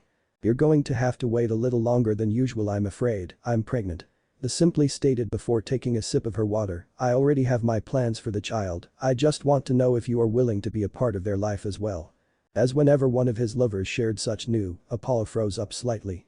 Once over his initial shock, he replied, "I really wish you did say such a thing in such a public place."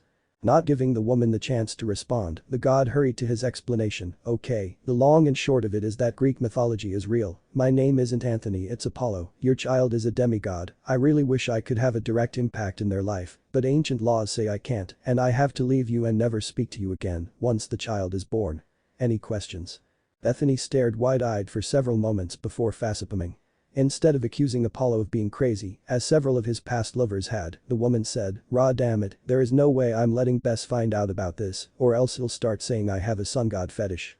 Seeing that she'd actually spoke those words aloud, and now her date was the one giving the questioning look, the woman said, "Looks like you weren't the only one who lied about who they are. My real name is Bast, Egyptian goddess of cats and protection." After taking a moment to process everything, and then another moment to make sure he wasn't mistaken, Apollo grabbed the nearest waiter and told the man, "I'm going to need something a lot stronger than wine." Once the mortal had left, the god turned back to the goddess, asking, "So are you going to explain how you're in London? And the plan for our child?" Surprised by how accepting the Greek deity was, Bast asked, "You're still interested?" "Of course, you are simply an amazing woman who I would be devastated to lose." Apollo began, "Plus it helps that when this comes to light my father will be furious. It's been a good few centuries since the last time I rebelled in such a manner, I need to keep him on his toes." Pausing to take a bit of steak, the sun god finished by saying, "Just a note, if we want to stay together long term, I unfortunately do have a tendency to stray." Bast rolled her eyes as she said, "Of course you do, a common trait among you young deities." "Do you really want me to start making cougar jokes?" Apollo asked. In response, the goddess gave him a predator smiles as she said, "You're free to say what you want, but I've already captured my prey." Taking a bit of her own dinner, she finished by saying, "As for everything else, we can discuss future arrangements once we have finished desert." Once more Apollo questioned the fates as to how he meets such an incredible woman. As the months went by, Luke and Annabeth had adjusted relatively well to life at Camp Half-Blood. Both were claimed on their first day, Luke staying in the Hermes cabin while Annabeth moved to Athena's. Both made friends and a few enemies with the other campers and shared the story of Thalia to all who would listen, Annabeth adding Naruto into the tale. Time flew by and soon it was time for a quest to exterminate a monster in a neighboring state. Naturally, Luke tried to volunteer for the task, only to discover one must be chosen for a quest. Despite praying to practically every Olympian, Luke was not selected. Instead, the quest went to Leroy Jenkins, a talented if not overeager son of Ares. As Leroy began climbing the hill, he caught sight of the pine tree and the fox statue. Like many, he'd heard Thalia's story from Luke and Annabeth, he was also one of the few to see the fox turn to stone, and his brothers gave him crap about sleeping with his sword. Already the tale was gaining notoriety, the tree now referred to as Thalia's, while the fox was named a protector. Despite himself, Leroy recalled the tale and how sad he felt that neither made it past that day. Stopping at the base of the tree, the teen dug in his backpack before taking out an apple. Placing the fruit near the statue's head, the boy said, "I'm sorry this is all I can do, but thank you for all that you did, the both of you." As he turned to walk down the hill, the boy didn't see the apple become engulfed in blue flames and fade from existence. Things spiraled out of control quickly. Tracking down the monster proved easy enough. A 3-day trek led Leroy into the middle of Pennsylvania and to the monster's lair, a cave in the surrounding woods.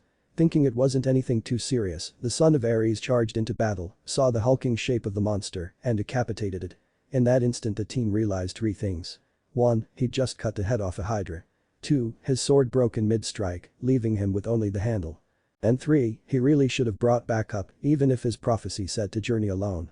Usually a son of Ares would stand and fight against anything, but being unarmed against a 2-headed hydra caused him to start to retreat. As he ran towards the daylight, he could hear the massive serpent slithering behind him. By some miracle the teen was able to escape the cave, the monster right on his heels. However, before the beast could strike, several boulders fell from above, crushing the hydra. Leroy just stared, not believing his luck. That was until a fox hopped down from above the cave and walked to the stunned teen. Leaning down, Leroy gently petted the animal as he asked, "Did you do this?" The fox replied with a look that said, "Do you see anyone else who could?" Prompting Leroy to say, "Well thanks, I suppose you should probably get back to your family." When the fox didn't move, Leroy figured it probably didn't have anywhere else to go. An idea came to mind and he did owe the fox his life. "Well, come on then, I'm sure you love life at camp." As he began his trek back to Camp Half-Blood, the fox followed close by. When Leroy recounted his tale to the other camps, they came to the conclusion that Leroy had inadvertently given an offering to the stone fox. In return, the protector had sent help when the teen needed it most. It soon became an unspoken tradition for campers going out on a quest to leave some food at the statue and return from their quest with a furry companion. Soon the camp had its own skulk running around, causing mischief and taking treats. The tradition remained unbroken for a few years until Luke, at the age of 17, was finally chosen for his own quest, retrieving a golden apple like Hercules had done before. Unlike others, he decided to journey alone, feeling that if Hercules did the task alone, so could he. Also, unlike others, Luke chose not to leave an offering at the fox statue, reasoning if the beast couldn't save Thalia, any help it offered would be worthless.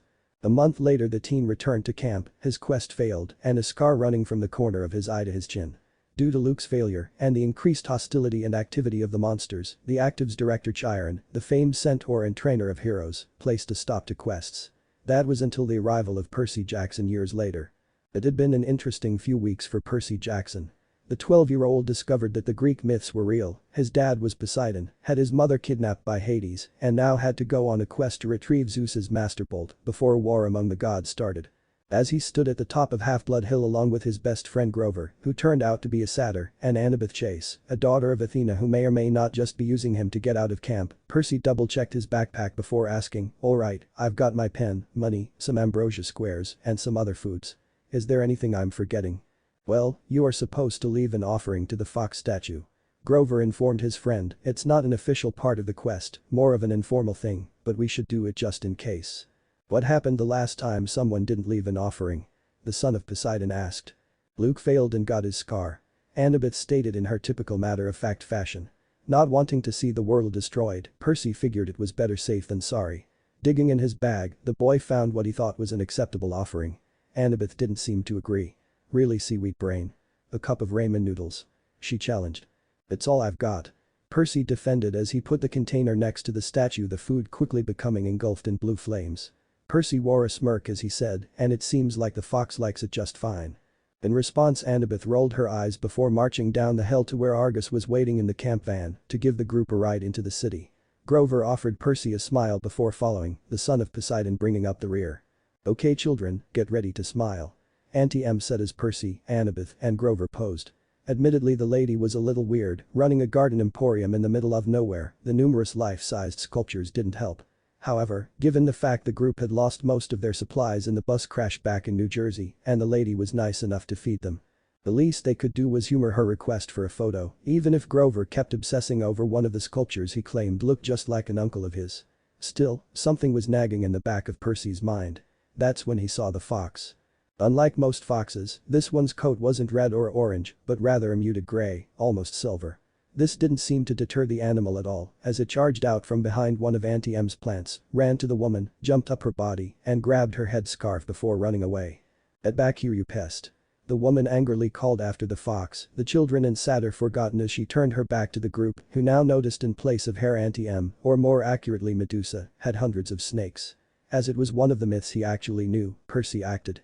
As he ran forward, Percy pulled his special pen out of his pocket, uncapping it to reveal its true form as the sword Riptide. With one strike, Percy decapitated the monster, her body vanishes, and the head remaining as a spoil of war.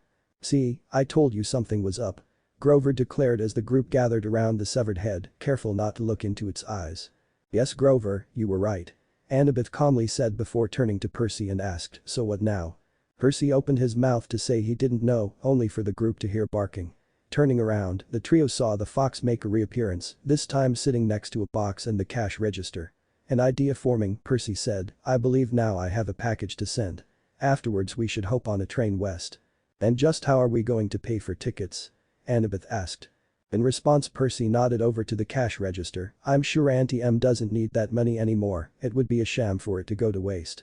Annabeth would have continued the conversation had Percy not started packing Medusa's head away and started searching for a marker to write the shipping address. Instead, the girl turned to Grover, who was busy playing with the fox. Sensing the girl's eyes on him, Grover asked, "Do you know what this means?" "We just got rescued by a fox, the hard part of the quest is over." "Or this quest is extra difficult and we needed additional help early on," Annabeth countered. It turns out Annabeth had been correct. Fighting the Chimera in the Gateway Arch and then falling from said monument into the river below, doing a favor for Ares in exchange for some supplies, a backpack, and a ride west. Needless to say, the quest hadn't gotten any easier after vanquishing Medusa. Currently the trio were sitting in the back of the Kindness International semi-truck trailer.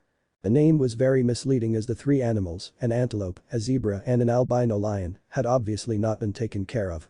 After cutting the gum from the zebra's mane and getting told thanks for it, getting a balloon off the antelope's horn, and shifting the food around to the correct animals, the trio of adventurers settled in for the trip. After a while of talking, Annabeth was the first to go to sleep. Grover and Percy continued talking, guessing what their old classmates were doing or what activities that they would be doing at camp if there wasn't a quest. The conversation continued until Annabeth started mumbling in her sleep. At first the words were unintelligible, but as they increased in volume soon the other occupants of the trailer heard her yelling, "Naruto." "Annabeth." Percy cried as he tried to shake his friend awake, "It's just a bad dream, you have to wake up." Rather than waking up, Annabeth instead clung to the boy, crying in her sleep but slowly calming down. Once settled, Percy turned to Grover and asked, "Who's Naruto?" "He was friends with Annabeth, Luke and Thalia. He was clear-sighted like your mother." Grover quickly explained. "Was?" Percy asked, his curiosity too great. "I never meet the guy," Grover confessed. From what I can figure out, him and Thalia were friends when they were children, before she ran away. They meet up by chance a few years later. He's the one who found Annabeth and tried helping them get to Camp Half-Blood, but he died fighting against some monsters till the others could get to New York. Oh. Was all Percy could manage after hearing such a depressing tale. However, that brought another question to mind. There's that name again, Thalia. Who is she? Again, was. Grover began, obviously not liking having to retell the story. You aren't the first child born to the big three since they took the oath. Zeus fell off the wagon in the 80s, got carried away with some TV actress. Thalia was his daughter. Wiping away a few tears, the satyr continued, I found her and the others in New York, but got turned around, allowed another horde to find us. I managed to get to the boundary of the camp, but back then there wasn't anything to prevent the monsters from storming the camp. Thalia recognized this, she stood her ground on the hill and held them off. Eventually it became too much for her, but Zeus took pity on her and turned her into a tree, helped to establish the magical border. Not knowing exactly what to say, Percy eventually settled on, she sounds brave. She was. Grover agreed. Get some sleep, Percy, the quest isn't over yet and the underworld will make everything else we've done look easy. After a few hours of rest, the truck finally stopped. Admittedly, it felt good setting the animals free, especially since Grover's blessing would ensure they got somewhere safe. Still, for some reason the silver fox had decided to stick around. Annabeth explained it was part of the tradition to bring the fox back to camp once the quest was over. So let's review, Percy said as the group walked along the street where the truck stopped last. Las Vegas, we're in Las Vegas, and our destination is Los Angeles, a 4.5-hour drive. After everything we've been through, I think we can check into a hotel and have a day of rest. As much as I don't want to agree with the seaweed brain, I think Percy is right. Annabeth stated, we're going up against Hades, it would be wise to be well rested. Grover was about to ask which hotel they should stay at when the fox jumped out of his backpack and started running away. A moment passed where the trio stared at each other, unsure what to do before they collectively started chasing after the animal. Twisting through the crowd, the trio eventually found their fox, being held by a dark-haired woman wearing a silver shirt. Slowing down, Percy continued forward, hoping he didn't sound too crazy as he said, Hi miss, thanks for grabbing our fox. When he heard his friend's gasp behind him, the boy raised a questioning eyebrow. Percy, that's Artemis. Annabeth quickly said, hoping no one was getting turned into a jackalope. Relax, Annabeth Chase, no one will be punished today. I'm afraid Athena would be rather upset with me if I were to harm one of her children. The moon goddess said before turning her attention to Percy, as for you, as you're the quest leader, I'm forbidden to directly interfere with you, for the time being. Swallowing the lump in his throat, Percy calmly and respectfully said, thank you for the information. Now can we please have the fox back, we need to look after him for the remainder of the quest, and we're about to check into a hotel. Artemis corrected the boy on the fox's gender, and please tell me you children weren't about to check into this hotel, it's the land of the Lotus Eaters. The what now? Percy questioned. The mortals who trick people into leaving behind their lives and being trapped by Pleaser for an eternity. Annabeth quickly lectured her friend before turning to Artemis and apologizing, I'm sorry Lady Artemis, he's still new to everything. Apology accepted. The goddess said with a hint of a smile. Now how about a trade? You allow me to take this little girl back to Camp Half-Blood early, yes I know about your new tradition, and I'll arrange a room for you three for the next 3 days. Isn't that going against the ancient laws? Grover asked, thankful for the help but not wanting to be punished by the fates. It would be much like what my brother did in securing you a ride here. Artemis explained, you three are doing me a favor and I am rewarding you. And by all means. Percy spoke for the group, we accept your offer. Great. Artemis said. With a snap of her fingers a silver business card appeared. Handing it to Percy, she said, show this to the front desk at Circus and you three should have no trouble. Be sure to relax and have some fun. Oh, and Annabeth, the three turned to hear the goddess's final words, don't forget I'm always looking for new talent. Before the others could question what she meant, Artemis had already disappeared in the crowd. After a few moments of walking to the hotel in silence, Percy asked, is it just me, or did she seem a little weird? She certainly acted different from the last time I saw her. Annabeth commented. Maybe she just really likes foxes. Grover supplied, although her sacred animal was a stag. Ultimately the trio decided it was just a mystery for another day. Hades regarded the 3 living beings that had stepped into his throne room. Well, you are certainly early. I wasn't expecting you for another, the god paused to check a calendar, 2 days. Seeing the glare Percy was giving him, Hades stated, and now I'm guessing you'll be demanding that I release your mother and return the Master Bolt. How did you? Percy began, only for Hades to interrupt. Please, you heroes are all so predictable. Now your mother, the rule of the underworld, summoned a green glowing ball, the prison of Sally Jackson. Before either the demigods or Satyr could move, Hades threw the ball into the ceiling, the prison phasing through and not coming back down, is free. She'll wake up in an area hospital as a Jane Doe who suddenly recovered her memories. As for my brother's weapon, I never had it. Then why capture Percy's mom? Annabeth demanded. To get your attention. Do you honestly believe Zeus's bolt was the only thing stolen? My helm of darkness has been missing just as long, but if I bring it up to any of my siblings, they believe I'm scheming for something. Release a great sigh, the god sank into his throne.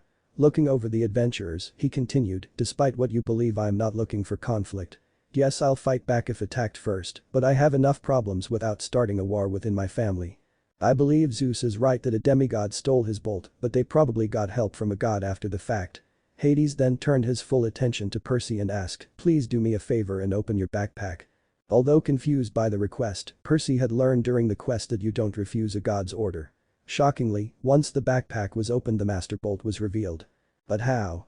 Annabeth questioned, we got this from Ares. My nephew was always easy to manipulate, I much prefer dealing with Mars over him. Hades muttered to himself, although the children heard it. Now then, it's highly probable that Ares still has my helm. Once you leave he'll be angry that I didn't smite you, at that point challenge him to a duel for my helm and your lives. You're just letting us leave? Grover asked, not that I don't mind or anything. Yes, the myths paint me out to be such a megalomaniac, oppressed with gaining power and never letting heroes escape, well the ones remembered anyway. Sadly it's often the stories forgotten that hold the most truth to a person. The god then stood up and snapped his fingers, causing a new passageway to appear. Besides, how else will you three retrieve my helm if I don't let you go back to the surface? Yes, you won't be needing those pearls, so save them for some other time. Before the group began their climb, Hades turned to Annabeth and asked, you had something to request of me. After thinking of what to say, Annabeth began, I had a friend who died a few years ago. And you wished to know their fate. Hades finished. Yes, if I'm correct you're asking about the Namika's boy. Hold on. With a snap of his fingers a list appeared in the god's hands.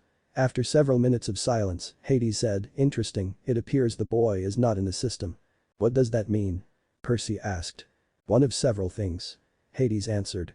The first being he is still waiting to be judged, unlikely considering how many requests Dionysus forwarded to me to fast-track the boy. The second is knowledge you three are not meant to hear. Finally, and most likely is that he's in service to some minor god in exchange for being kept alive. A new hope in Annabeth's eyes, the girl bowed to Hades and said a quick thank you before starting her climb to the surface.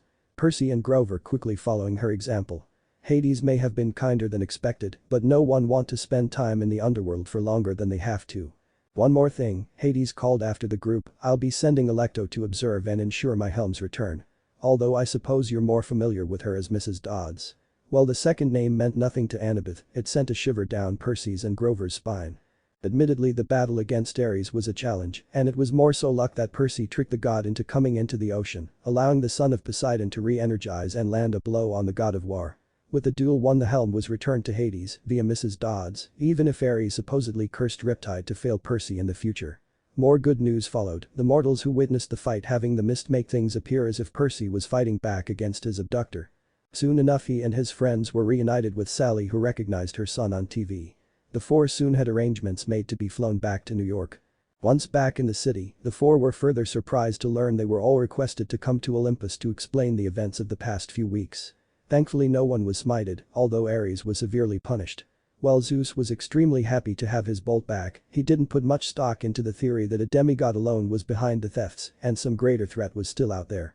Still, at least the current problem was resolved and everyone was somewhat happy. Before the group could leave, Poseidon had personally given Sally a box that could take care of a smelly problem if she so wished to. Percy had an idea of what was in the box and what problem his father was referring to, but truthfully that was the last thing on his mind. Right now he just wanted to get back to camp. From her seat Thalia watched the celebration of Percy's return. Thinking aloud, Thalia said, seems like little Annabeth was able to make some good friends. In response, her fox just huffed. Oh what, you think she's going to fall for him? The daughter of Zeus teased, her companion remaining silent. Throughout the night she could see the faint glow of a bonfire as the celebration continued. Eventually the party died down, but later in the night Luke appeared on her hill, followed by Percy. Just what is going on? Thalia wondered, not able to see what Luke was saying, but recognizing Percy's shocked reaction.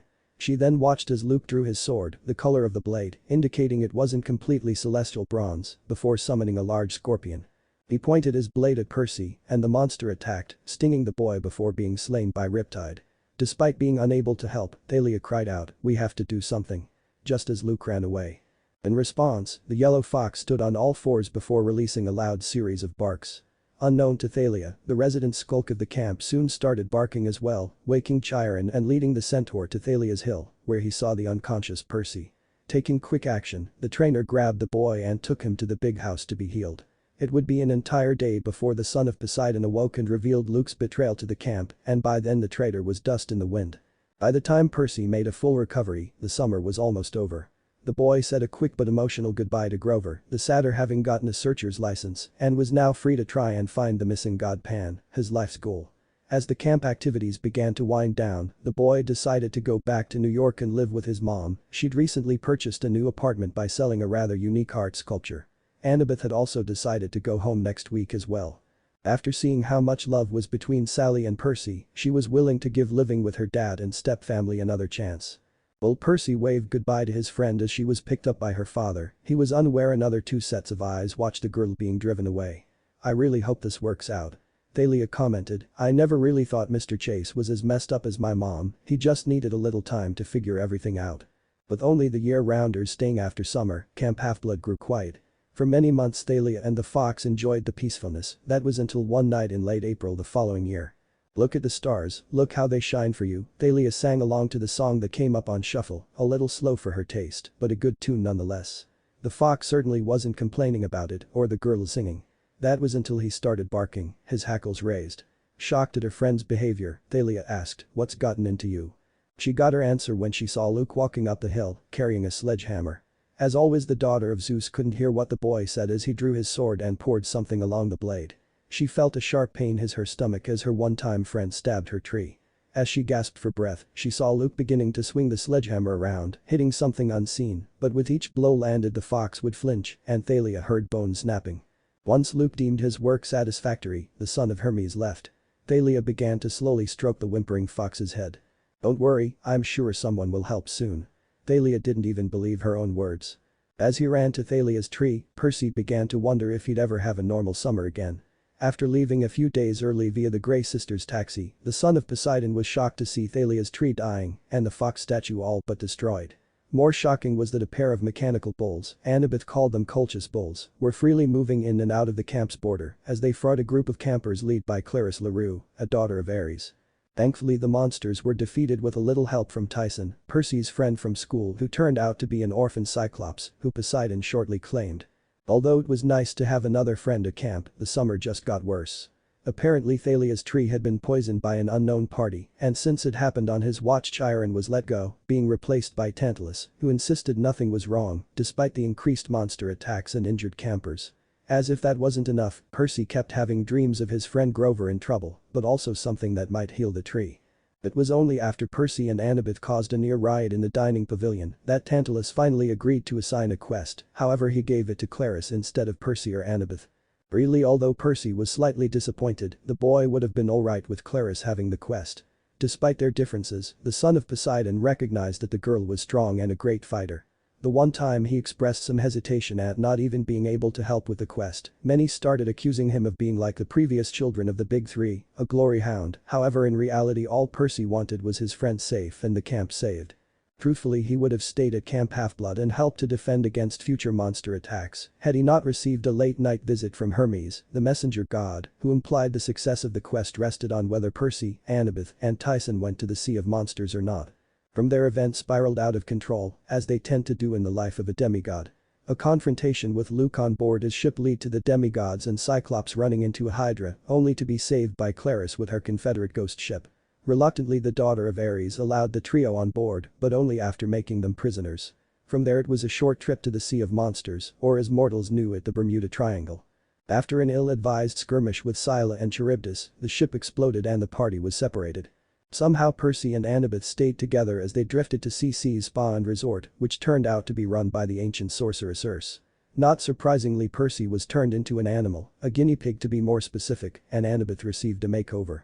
After returning Percy to the proper species and inadvertently setting the thought-dead pirate Blackbeard free on the island as well, the two demigods managed to steal the man's ship and sail further into the Sea of Monsters. After a misadventure while passing the Sirens Island, the pair eventually found Grover. Unfortunately, the satyr was being held captive by the ancient Cyclops Polyphemus, who thought Grover was a woman and intended to make him a bride. The Cyclops also had the Golden Fleece, an ancient magical object that could cure any illness, which could be used to cure the poison tree at camp. Percy and Annabeth were able to formulate a plan, only to have to improvise once Clarice made a reappearance, outed Grover's real gender, and Polyphemus decided to marry her instead. Needless to say, the new plan didn't work as well, and even though they recovered the Golden Fleece, they were cornered by Polyphemus and his man-eating sheep. Thankfully, they were saved by Tyson, who'd survived the explosion that now seemed so long ago, and the group were able to flee back to their commandeered ship and make it back to Miami. Once back in the United States, Clarice was sent to head back to Camp Half-Blood to ensure the quest is successful. Meanwhile, the rest of the adventurers were captured by Luke's minions. One last battle, and a sneaky Iris message to clear Chiron's name and firmly establish that Luke poisoned Thalia's tree and smashed the fox statue. Angered, Luke lashed out at Percy, leading to a sword fight, during which Percy was able to free an all-black Pegasus from Luke named Blackjack, who now considered himself Percy's personal steed, that almost led to the latter's death if it were not for the intervention of Chiron and the party ponies, a group of semi-civilized centaurs, who defeated much of Luke's monsters and rescued the demigods, Satyr, and Cyclops. After the reunion, it was a quick trip back to Camp Half-Blood where Clarice was celebrated and Chiron given his job back by Dionysus. The celebration seemed to be the last thing on anyone's mind, as practically the entire camp's population went racing to Thalia's tree, Chiron making the comment the fleece worked a little too well. Once her got closer, Percy saw a slightly older girl with short black hair wearing a leather jacket was nestled among the broken stone and tree roots.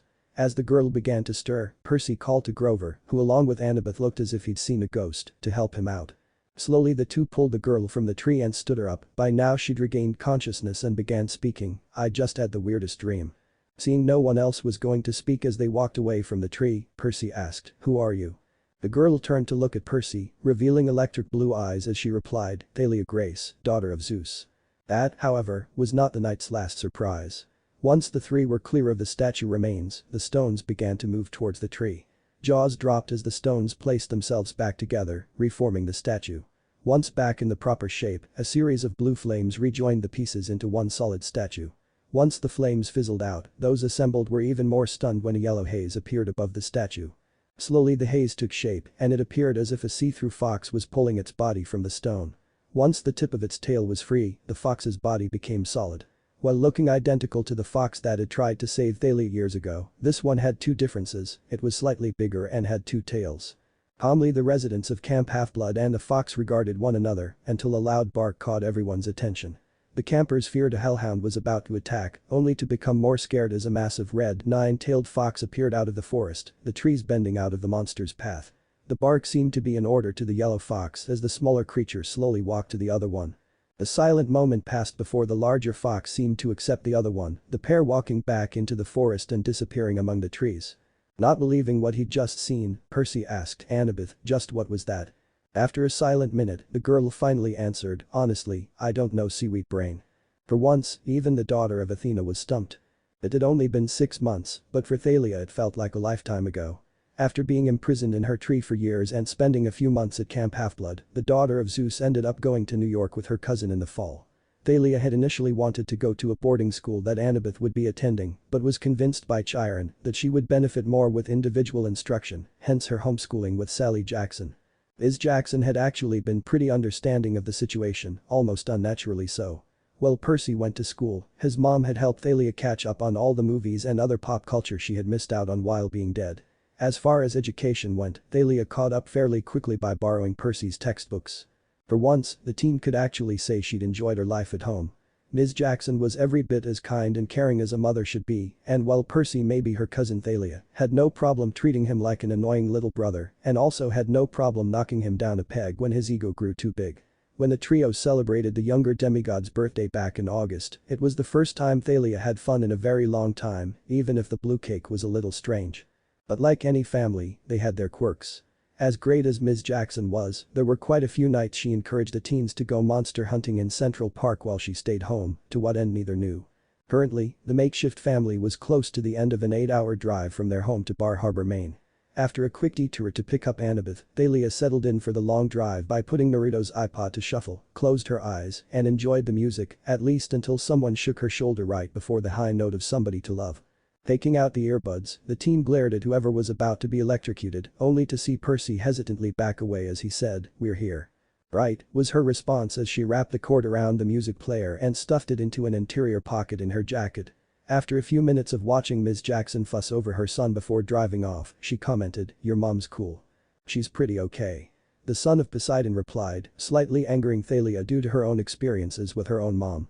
Choosing instead to let the boy slide due to ignorance, she turned and began leading the group into Westover Hall, a castle-like military school. Truthfully, Thalia would have liked to spend a few minutes looking at the school's collection of antique weapons, but right now her and her friends needed to focus. Grover needed help. It seemed that the fates were smiling on the group as Grover found the trio before anyone else. Thalia took a quick glance at her friend as he and Percy exchanged an elaborate handshake. The satyr had grown a few inches and now sported a black shirt that read Westover Hall. Grunt. After giving her friend a brief hug, Thalia took charge and asked, "Okay, so what's with the distress signal?" "I found two." Grover began as he led the trio towards the gym, obviously referring to demigods, siblings, an oddity, but not unheard of, powerful, but I don't know their parentage. The vice principal is a monster who keeps blocking me when I try to get them out of here. I didn't know what else to do. "Relax, G-man," Percy said as he pat his friend on his shoulder, trying to calm Grover down. "We got this." Thalia would have opened her mouth to tell Percy never to say something, only for a new voice to make itself known. "And just who are you?" Turning, the group saw two adults wearing the school's uniforms with red trimming, the shorter of the two being a woman with a faint mustache, while the man had a pointed nose and heterochromia, his left eye being blue, while his right was brown.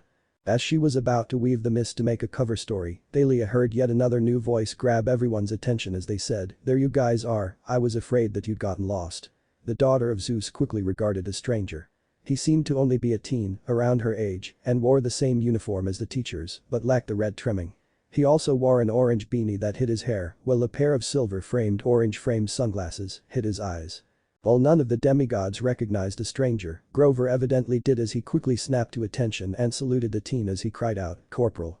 "At ease, Private Underwood," the corporal said as he walked towards the group, casually draping his arm across Thalia's shoulders as he addressed the adults, "Mrs. Gottschalk, Dr. Thorne, these are the teens from the tour group that was discussed earlier." "I do not recall any such group being mentioned," Dr. Thorne immediately challenged. "Are you sure?" the corporal asked. "Surely, as the vice principal, you were told this, or perhaps that information was only shared with the staff that will be around next semester." That caused the man to glare at the group as he hissed, "Get back to the dance and out of my sight." In response, the teen gave a salute as he pushed everyone towards the gym. Now away from the adults and possible monsters, Thalia turned to their rescuer and said, "Thanks, I thought it would be tougher work crashing this party." The other teen just smiled as he said, "No problem, always happy to stick it to those assholes." He then addressed the rest of the group as he said, "I'm sure Underwood's already told you, but just a few ground rules, don't cause any trouble, and don't do anything that traces back to me. Also, you might want to avoid the punch." "Why, is it that bad?" Percy asked. "Nah," the corporal said as he pulled a small box and a paper bag from an interior pocket of his uniform jacket. "One tasted too sweet and the other not sweet enough, so I fixed it." With that, the corporal threw the box and bag into the nearest trash can, half a room away, the trash falling in a perfect arch into the bin. Thalia would have commented on the good shot had the teen not already disappeared into the crowd. Now left alone, Percy asked Grover, "So, who are the kids?" Pointing the bleachers, the satyr said, "Those two, Bianca and Nico D'Angelo." If Percy didn't know any better, he would have guessed that the two were Italian with their olive skin tones, although Nico seemed to be a few shades lighter than his sister, dark hair, and rapid hand movements while they talked. Like the rest of the students, the siblings wore the standard Westover Hall uniform, although Bianca wore a large green hat that seemed several decades out of fashion, while her brother messed around with a deck of playing cards. Seeing her cousin about to march over to the kids, Thalia grabbed his shoulder as she ordered, "Not now, the monster is probably watching us. We wait for our chance to grab them, until then we mingle and act like regular teenagers at a dance." She then got her first chance to really listen to the music and scrunched her nose up in distaste as she asked, "Who picked the Jesse McCartney?" "I did," Grover admitted, rather reluctantly.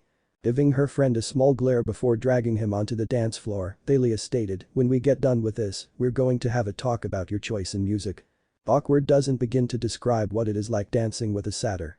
At least with his fake feet it didn't hurt too much when Grover stepped on her feet or kicked her shins, but that wasn't her main concern. Right now Thalia ensured that she always kept an eye on wherever the D'Angelos were and whoever went up to them. Quite a few boys went up to Bianca asking for a dance, but each were turned down. It wasn't until a familiar figure walked towards the siblings that Thalia felt the need to speak up. "What can you tell me about Mr. Sunglasses at night?" she asked as she pointed her chin towards the corporal as he walked up to the siblings. "The corporal?" Grover asked. When Thalia nodded, he replied, "Not much, he's an upperclassman that's been here longer than me. No one's seen him without the beanie or sunglasses. He's friendly, but doesn't socialize much outside of the D'Angelos and another person." "So is he another monster?" Thalia asked, wondering if she was accurate enough to fry the teen without hitting anyone else if the situation called for it. Stifling a laugh, Grover informed his friend, "Please, the corporal may smell strange, but he isn't a monster. He's more chaotic neutral than anything else, sometime dipping into good whenever he pranks a bully." That comment brought up a fond memory for Thalia of an old friend, one that caused her to smile and forget where she was. Quickly shaking herself back to reality, the girl apologized by saying, "Sorry, what you said reminded me of someone." Any further conversation stopped when Thalia loudly yelled at seeing the other teen hand Nico a familiar object and point towards the DJ table. After quickly patting down her pockets to ensure she hadn't been mistaken, Thalia cursed again before ordering Grover, "Keep an eye on Bianca, I'm going after Nico." She didn't wait to hear the satyr's response. She had to get that iPod back and then she was going to fry the idiot who'd swiped it from her. As sad as it was, this was probably the best dance Percy had been to. Sure, there were a few dances at his own school, but he tended to just hang around the outskirts of the dance floor and mess around, although there were a few girls that tried to get his attention. Putting that aside, so far the son of Poseidon had managed not to be ambushed by the roving packs of girls and awkwardly talked to Annabeth about the possibility of her moving with her father and stepfamily to California as he slow danced with the now taller than him daughter of Athena. Truthfully, Percy didn't understand why it would be so bad for a demigod to be on the opposite side of the country, aside from the smog. He was about to ask Annabeth for the answer when someone bumped into him, rather roughly. Quickly turning around, Percy almost yelled, "Hey, watch where you're." However, his comment died in his throat when he saw who bumped into him. The girl looked to be about Thalia's age, was certainly beautiful with her seemingly violet shoulder-length hair.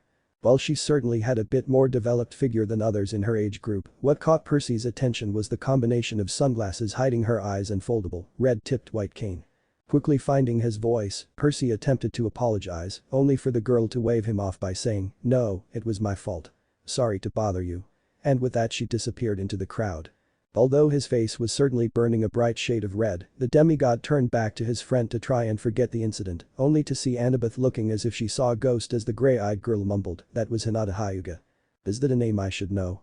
Percy questioned, still catching up on some of the more obscure myths. Shaking her head, Annabeth explained, "Before he died, Naruto gave me a book that had information on just about every god and monster, alongside a few notable demigods and other important people.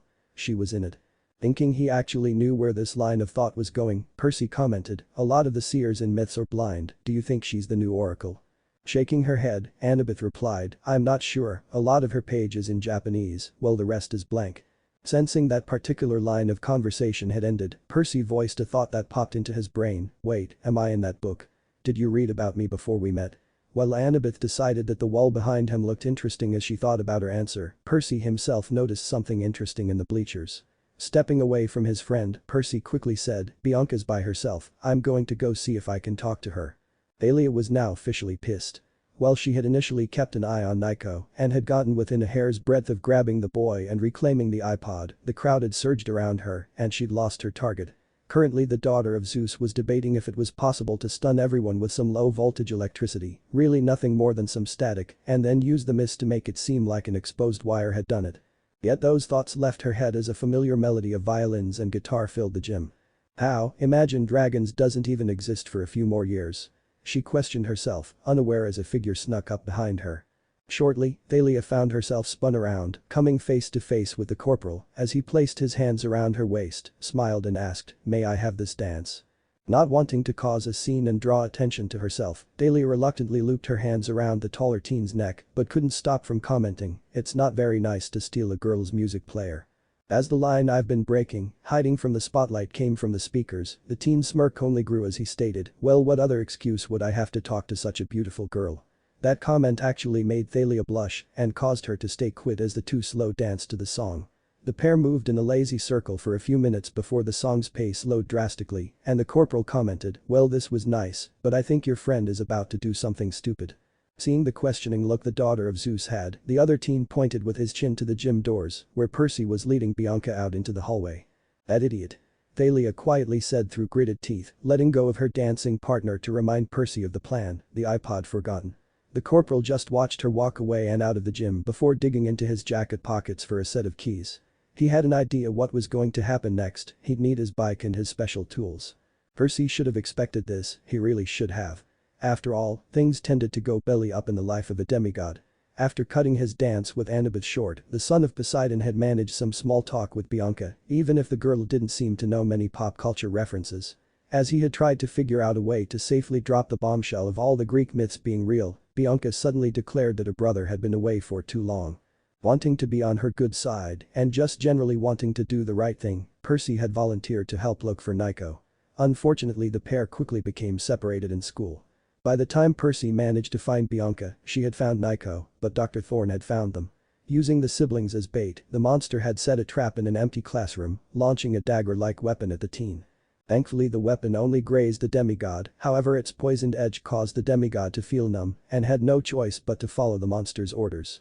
While Percy tried using his empathy link with Grover to communicate the situation, he marched alongside the D'Angelo siblings to a seaside cliff near the military school. While Dr. Thorne ranted about his ride being late, Percy wondered if he could turn this to his advantage, maybe by grabbing the siblings and jumping into the ocean to escape before sending an iris message to everyone else to let them know everyone was safe. Dr. Thorne seemed to know what Percy was thinking as he stated, "I'd kill you before you got to the water." At that moment the monster shed his disguise, revealing himself as the lion-scorpion hybrid manticore, which Percy knew little about. Yet he did have a guess as to the monster's current motives. Pushing the D'Angelos behind him, Percy clumsily grabbed his bin out of his pocket before uncapping it to reveal his sword, Riptide. Keeping himself between Dr. Thorne and the siblings, Percy pointed his blade at the monster as he stated, "You've had over a year to grab these two, you're working for Luke, aren't you?" The manticore sneered as he said, "There is much you don't understand, son of Poseidon, but I'll let the general explain things, seeing as how you three will be seeing him soon." At the monster's words, the group heard the whirling of a motor as a helicopter began to approach. This only caused Dr. Thorne's grin to widen as he proclaimed, "Soon, the great stirring will commence." Percy would have asked what the great stirring was had the area not exploded into action. From seemingly nowhere Thalia appeared, her spear and shield already deployed. With a cry of "for Zeus," Percy's cousin gained and kept Dr. Thorne's attention as she tried to skewer the monster's head. With the manticore distracted, Percy quickly led the siblings to the surrounding trees, where Annabeth appeared shortly after taking off her enchanted Yankees cap. "Nice thinking, seaweed brain. I try, wise girl." Rather than continue their usual banter, the demigods instead choose to watch their friends fight. Grover had adopted a support role, using his magic to grow the grass and weeds to try and trip up Dr. Thorne, while Thalia continued her near non-stop attacks, only pausing briefly to block the monster's claws with Aegis. While the experienced campers were content to stay silent, not everyone in their group was. "Just who are you people?" Bianca demanded. "What is that? What is going on?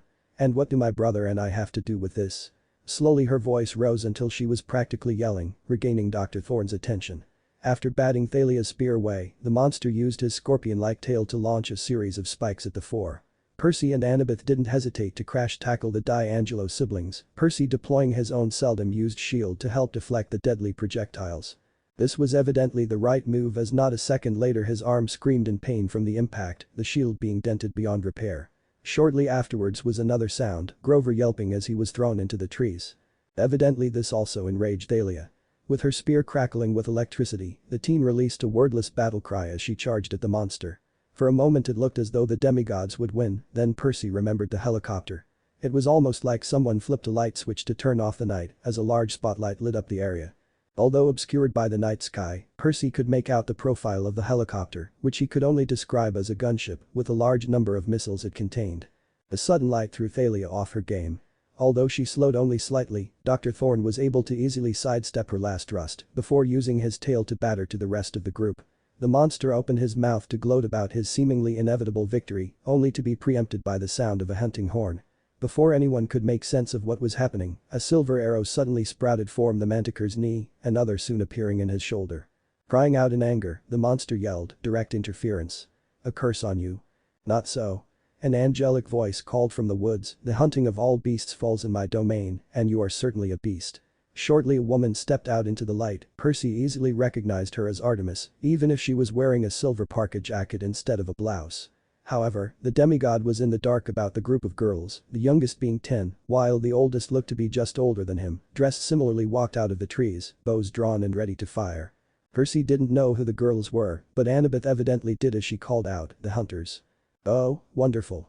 Thalia grunted through gritted teeth, seemingly not a fan of the group. Seeming to ignore everyone else, one of the girls, a silver circlet setting her apart, stepped forward and asked Artemis, "Permission to kill, my lady?" The goddess answered with a wave of her hand, "Granted. I will not be defeated so easily." Dr. Thorne cried as he charged towards the group of demigods.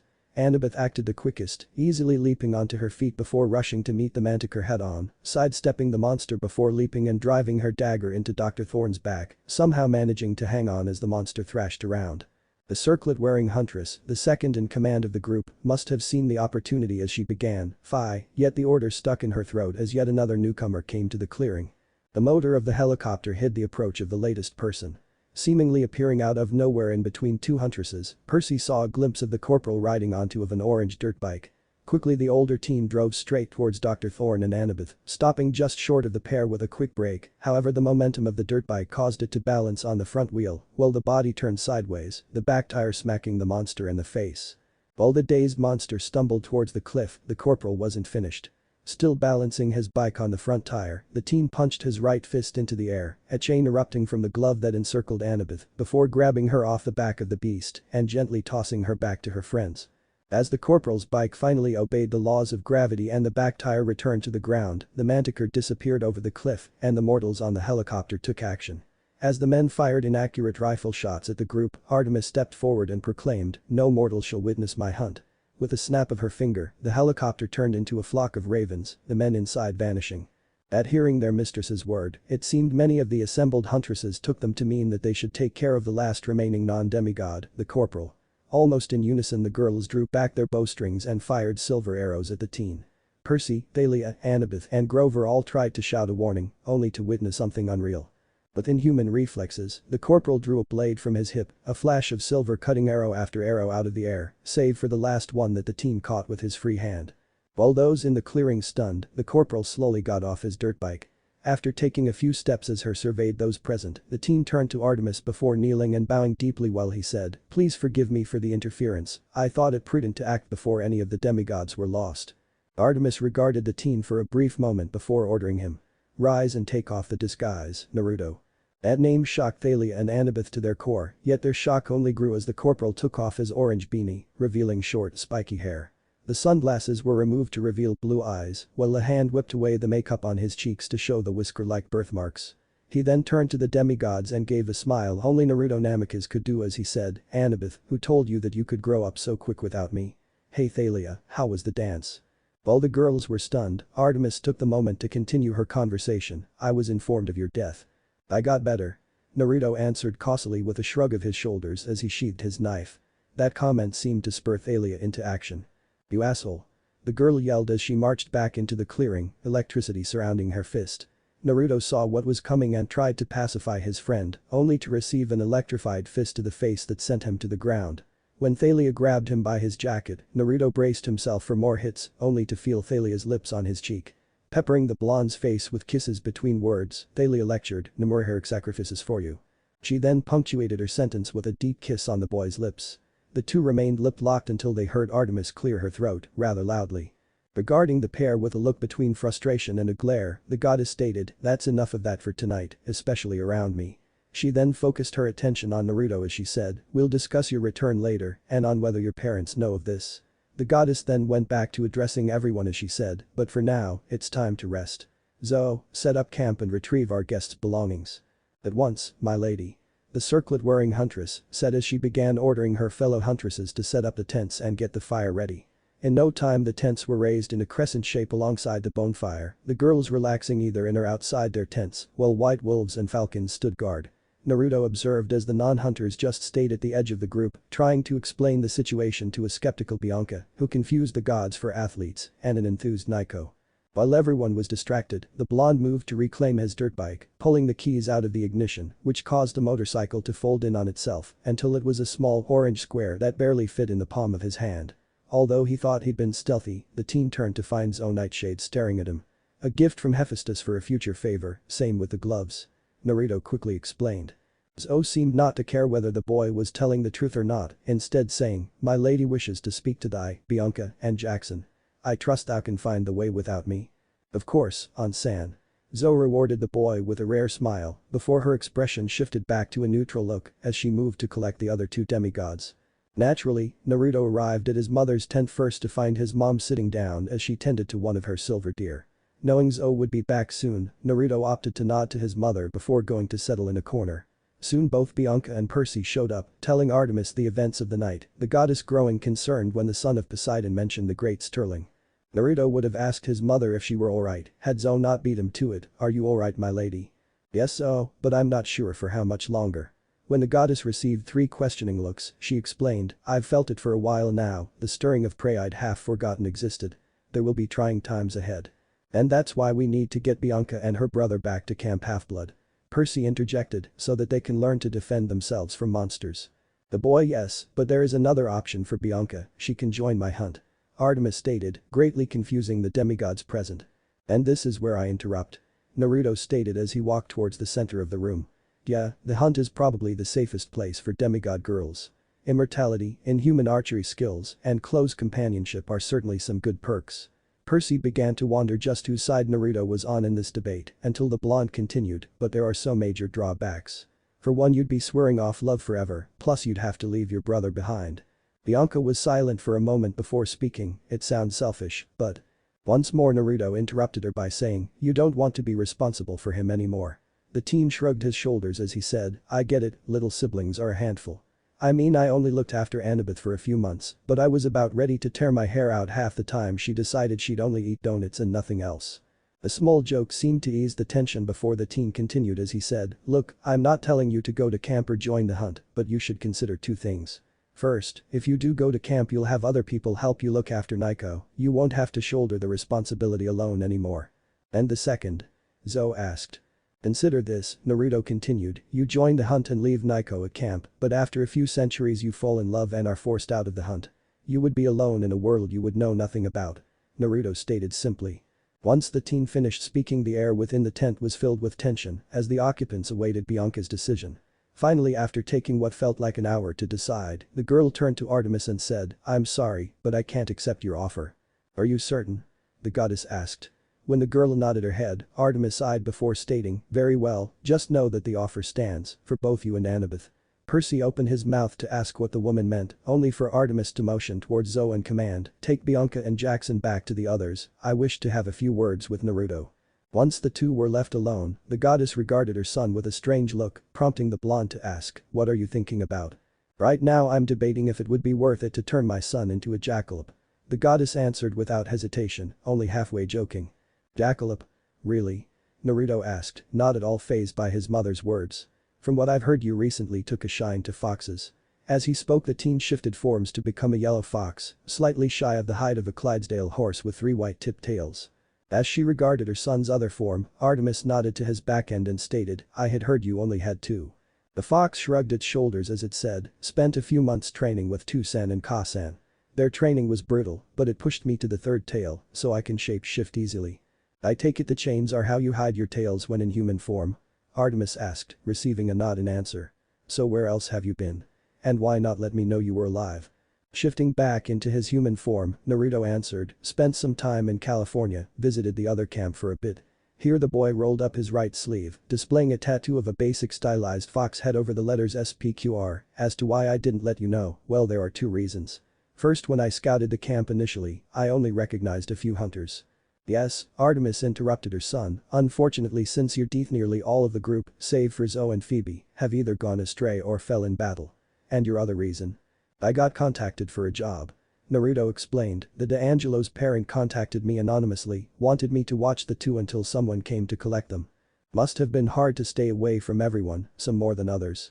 Knowing where the conversation was now going, Naruto groaned before saying, "Thalia is a nice girl, even if she does have some problems with impulse control." There are plenty of nice girls out there that also aren't your aunt. Artemis simply stated.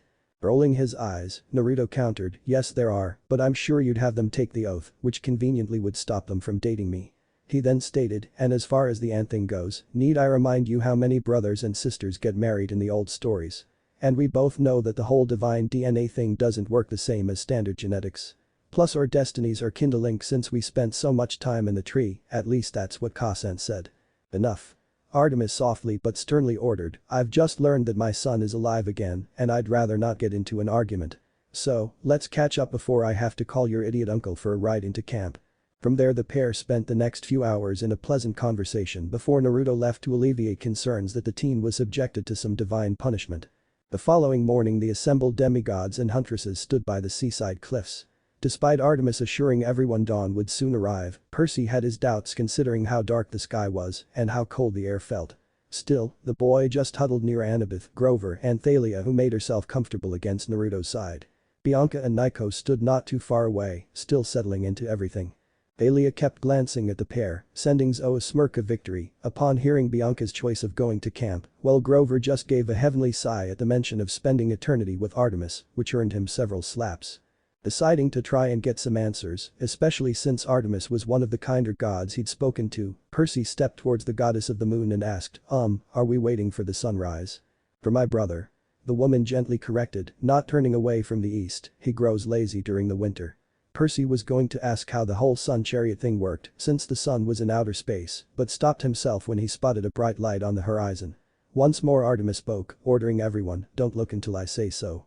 No one dared to question the goddess, as they turned away everyone felt the heat wash over them as Apollo parked his chariot, or at least the modern-day equivalent. Once he had the okay from Artemis, Percy turned and felt his jaw drop as he saw his dream car, a red Maserati Spider. The driver's side door opened to reveal a blonde teen wearing jeans and a sleeveless shirt, a quiver resting on his back. Almost as soon as the god set foot on the ground, Apollo held out his arms and yelled, "Little sister." In reply, Artemis quickly grabbed an arrow, drew back her bow, and launched the weapon at her brother, the sun god ducking under the shot. Undeterred, the goddess asked, how many times must I remind you, I was born first? Especially whenever you adopt that form.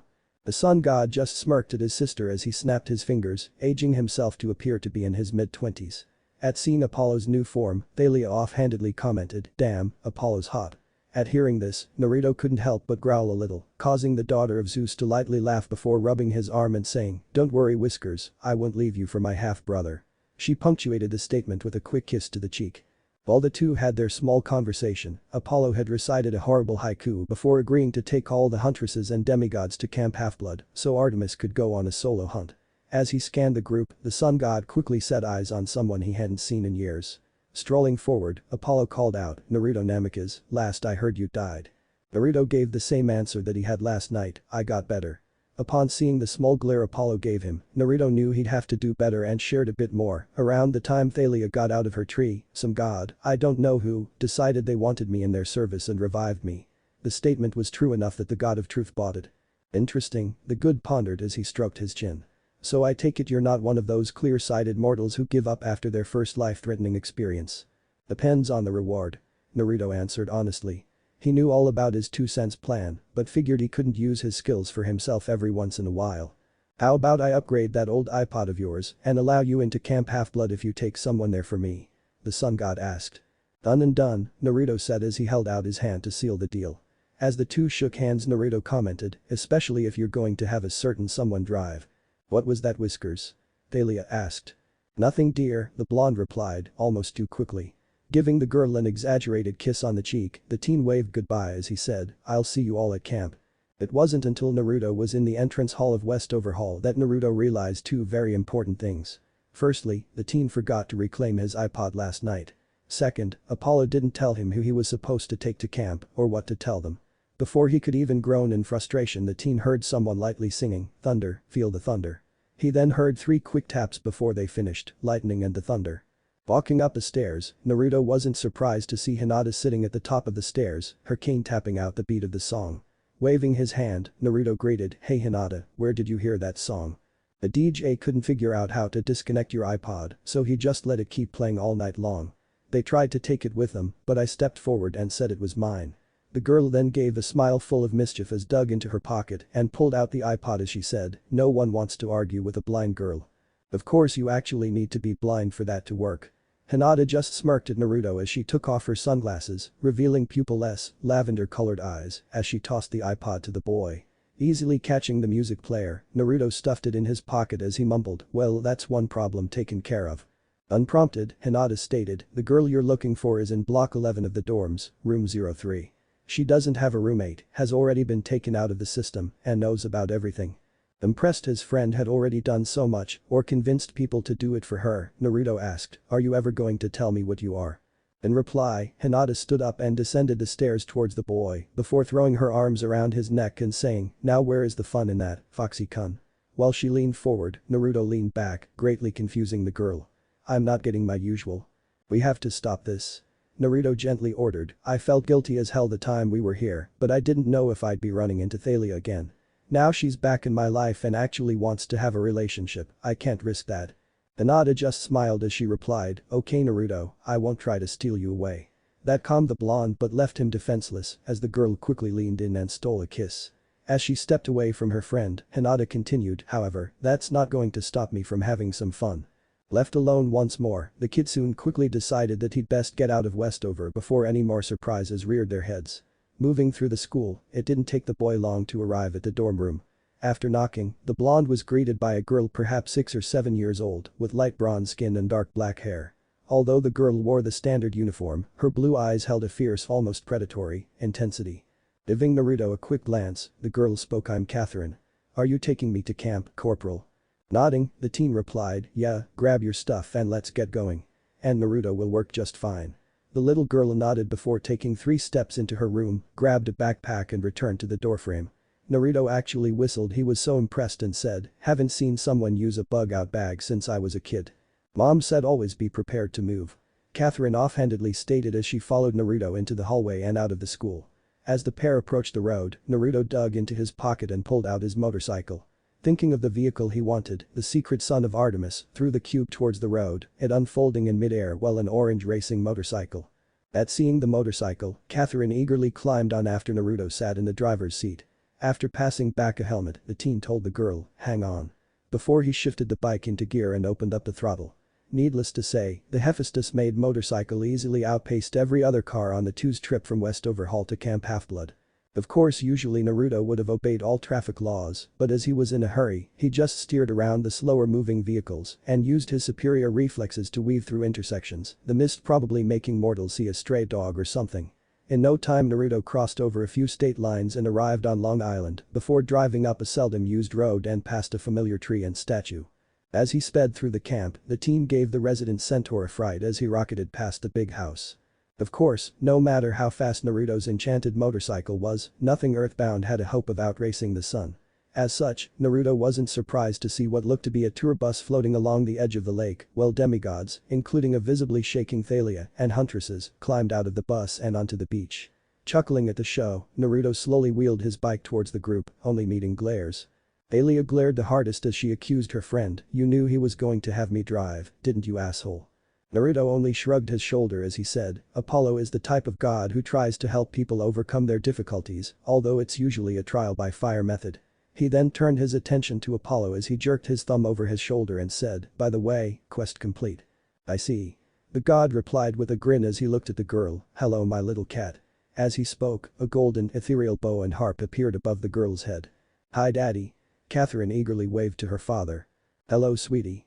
Apollo said back, never losing his smile. To those present it was clear Apollo was a god who greatly cared for all of his children. He then turned to Naruto and motioned for the teen to bring out his iPod. Once the device was in sight, the god of music snapped his fingers, the device shrinking down to a fraction of its original size, while the screen took a greater prominence as the color shifted to a metallic metal.